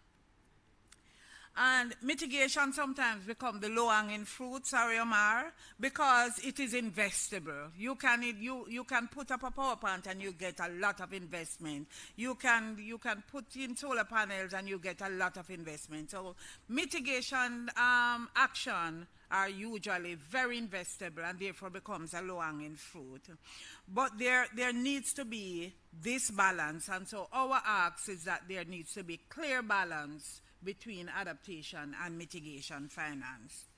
One of the challenges, and I showed you the web, is that there is no harmonization across. And since we have SIDS and LDCs have been targeting the issue of this web, we have been pushing for harmonization of systems, and so a little bit of traction, but we just want to see the burden of developing countries and the capacity of countries to get to know each and every donor paperwork, each and every donor processes, it is burdensome, and therefore we have been pushing a little bit for harmonization of processes so that it becomes a little bit more accessible. Lack of harmonization is really a barrier to access. And then I move to the next one about this issue of the issue of climate financing versus development financing. If we get hit by a Category 5 hurricane, a little tropical storm the other day, and the damage, then it's an issue of climate change. And the roads are damaged and everything is damaged. And you're saying to us that, well, fix the road and then tell us what part of it, what part of that money is ascribed to climate change, and we'll give you the rest. But our GDP is wiped out, and we take things like Antigua and Barbuda and Dominica, where in Dominica their GDP was impacted by 200 and something%, wiped out. How can we then have additionality? So this issue of what really is climate finance, and a clear definition of what really is climate finance, and tell me, how is this different from development finance when we are inherently vulnerable? I think those are some of the things that we will go in. And finally, the last one, everybody's aware of this $100 billion goal. That number, I think if you follow climate change, you know the number, 100 billion. What is this elusive 100 billion? And if this goal has not been met, it was set, I think, in 2015, to be met in 2020. The target has been pushed back, I think, to 2025, and you can correct me. But what then, if this 100 billion has not been met, what then should be the new ceiling? Set the ceiling and give us the money. That's all we are saying. Because if the 100 billion is too much, set a ceiling, give us the money. For us, the 100 billion was a floor. It was never a ceiling. And therefore, finance for us has to be needs-based. So we have decided on the ground that this is what we need financing to do. It must be fit for purpose. You can't give us finance to do something that we don't need. It must be needs-based and it must be fit for purpose. This morning, you notice the NDC, I get back to the NDC plans and all the co-benefits that we have aligned in the NDC as well. The plan is costed. Therefore, it signals that we are aware and we are clear, the government is clear on what we want support for. So let's start there from a Jamaica point of view, and then we will talk about the other things that needs financing. But it is clear that the government is clear on what we can, at least within the barriers and the boundaries of what is acceptable in terms of climate finance, what we should or could get financing for. Let us be reminded, as I like to close, that climate change is a long-term issue, and therefore long-term finance becomes the issue for us. We have to be clear that this is a long-term issue, and therefore commitment to long-term finance needs to be made. Thank you, ladies and gentlemen. Let me then turn over to Clifford to talk about the support and the means of implementation that has been put in place to support developing countries. Over to you, Clifford. Thank you very much, Ms. Gardner. Are you hearing me? Yes. Not hearing me? Yes, go ahead. Loud and clear, Clifford. All right, thank you so much. Thanks so much. All right, finance is one of the means of implementation. One of the key pillars, as we look at the negotiation, climate change negotiation. The other two pillars are technology and capacity building. The point, though, is that even if you have the finance, Ms. Gordon just explained how difficult it is to get what you need. And for all the years that I've been negotiating, which has been since 1996, they've never had adequate finance provided for things like adaptation. And that has remained so. So we hope that that $100 billion will come to some fruition so that countries that need help will be able to get it. The other two areas I say is technology and capacity building. But if you have the finance and you don't have the clean technologies, and you don't have the capacity to implement, then with all the money in the world, you're still at square one. And if you have the technologies, you get some money, you buy some technologies, but you don't have the capacity to implement those technologies, then you're still behind the 8 ball. So all three things work, synergize: finance, technology, and capacity building. Next slide for me. It's in the financial sources, Ms. Gordon had mentioned some that I have here also. The Green Climate Fund and the Global Environmental Facilities. These two sources are part of the financial mechanisms of the Convention and the Paris Agreement. So they are the funding bodies for action under the UNFCCC or the Paris Agreement. But you also have the Adaptation Fund, which is financed from share proceeds from carbon trading, mainly the green climate. The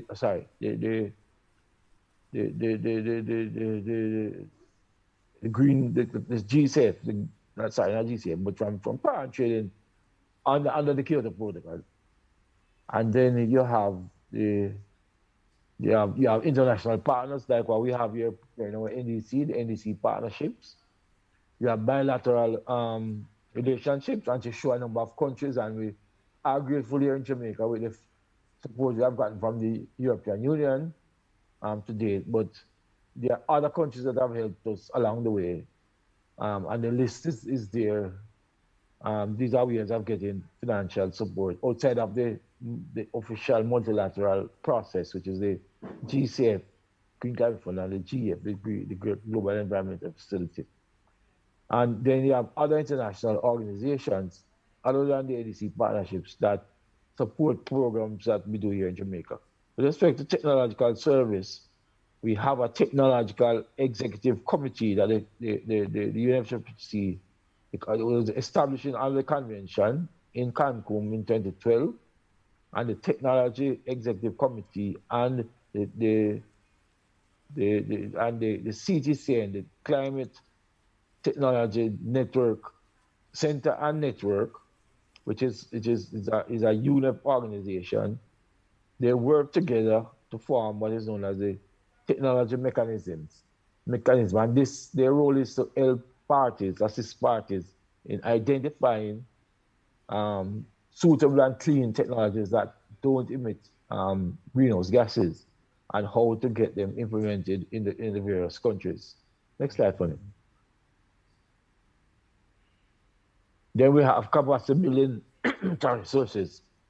And in capacity building is mainly embedded in the project implementation. So when they are doing one of the various projects, you usually have a section identified inside those projects where you do some capacity building. Not adequate at all, but at least it helps.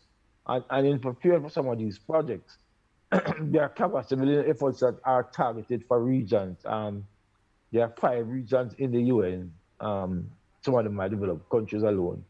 But ours is the group of Latin America and the Caribbean, and then we have the Caribbean itself, because the Latin American part is usually Spanish-speaking.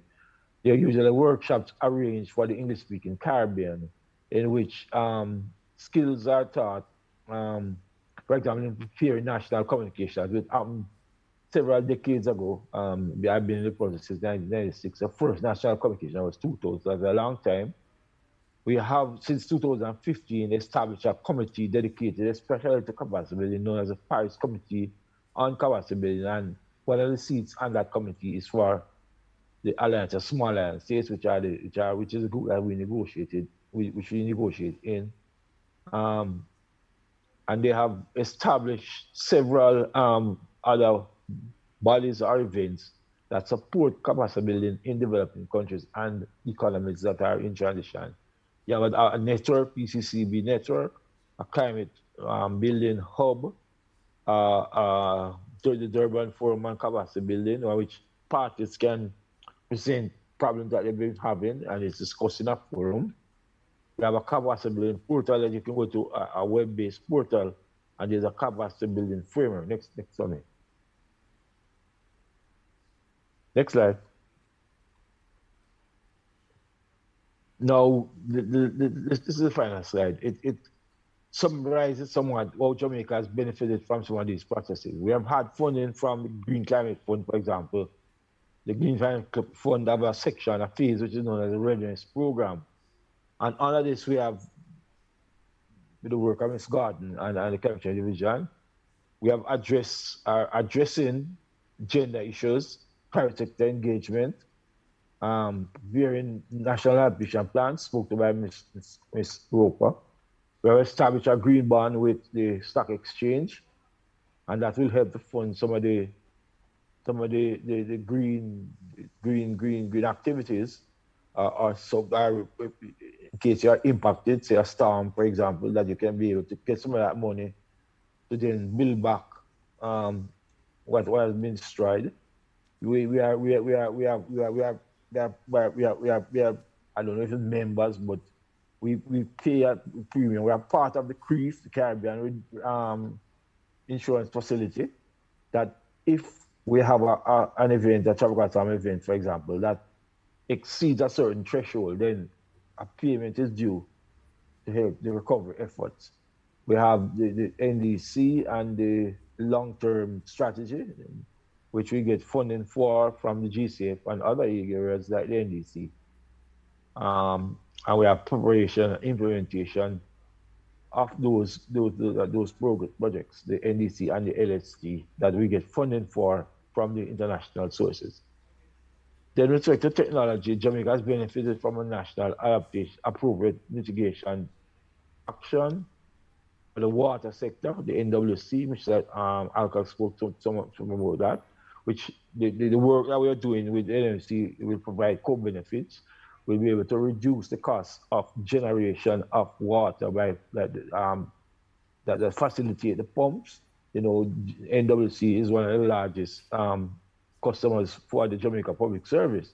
So if you can reduce that cost somewhat through the use of renewables, then the NWC will be able to realize some savings, and that specific mitigation action looks at that.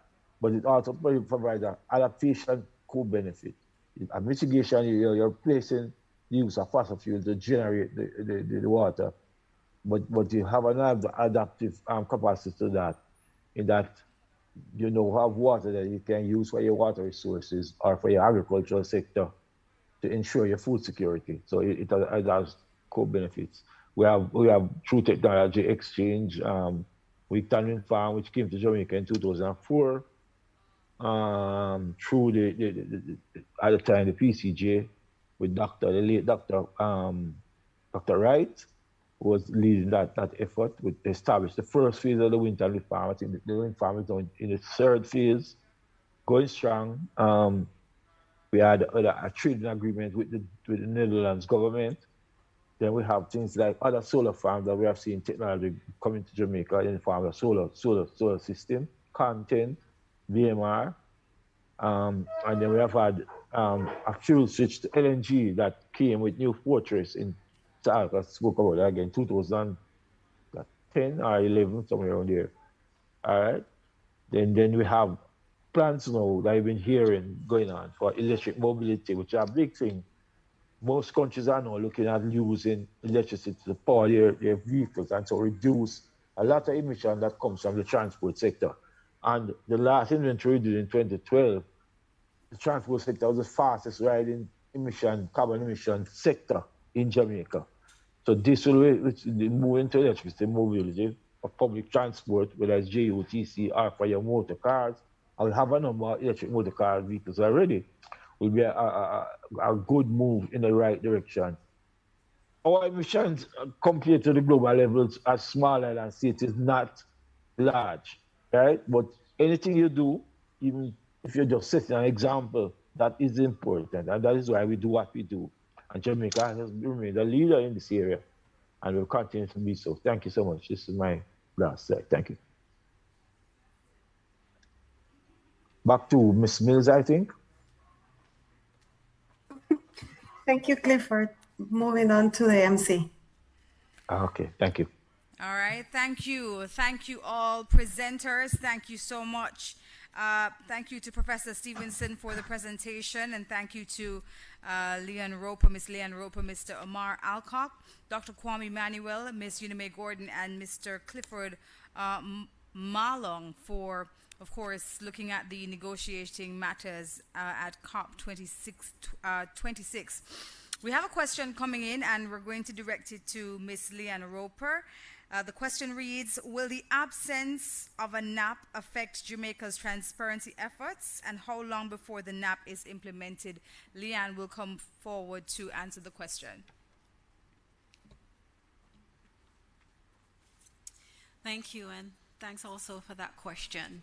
I mentioned the NAP briefly, and to say that we will be working to have this implemented in the next 2 years or so.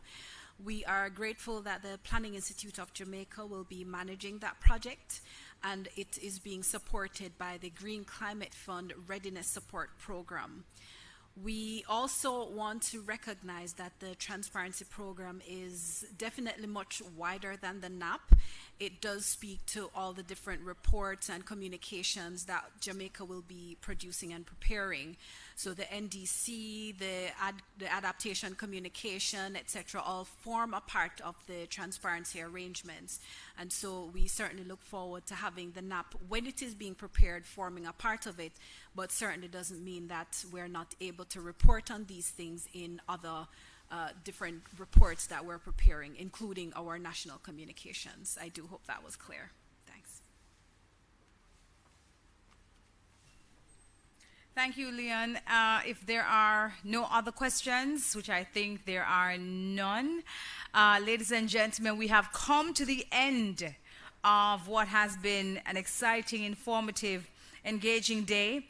We'd like to say thank you to all our participants from all over the world, and I understand that for some of us, even though it's daytime here in Jamaica, it is nighttime for where you are, and so we will not keep you much longer, but just want to say that we thank you very much for your participation. Over 102 persons online, and we did have persons physically here in the numbers that we were permitted to have in this space. So we say thank you to everyone who joined us today. Thanks to all our partners, the British High Commission, the NDC Partnership, UNDP, CCD, the Ministry of Housing, Urban Renewal, Environment and Climate Change. We also want to say thank you to JIS and our other media partners who were here, the technical team who are there waving their hands. Great job, guys, on ensuring that we brought this to the world. Thank you all as we continue to prepare ourselves for Jamaica's representation at COP 26 in Glasgow, Scotland. Thanks so much for your participation today as we continue our efforts in ensuring that we have a climate-friendly world. My pleasure in hosting. My name is Debbie Bissoon. Enjoy the rest of your day.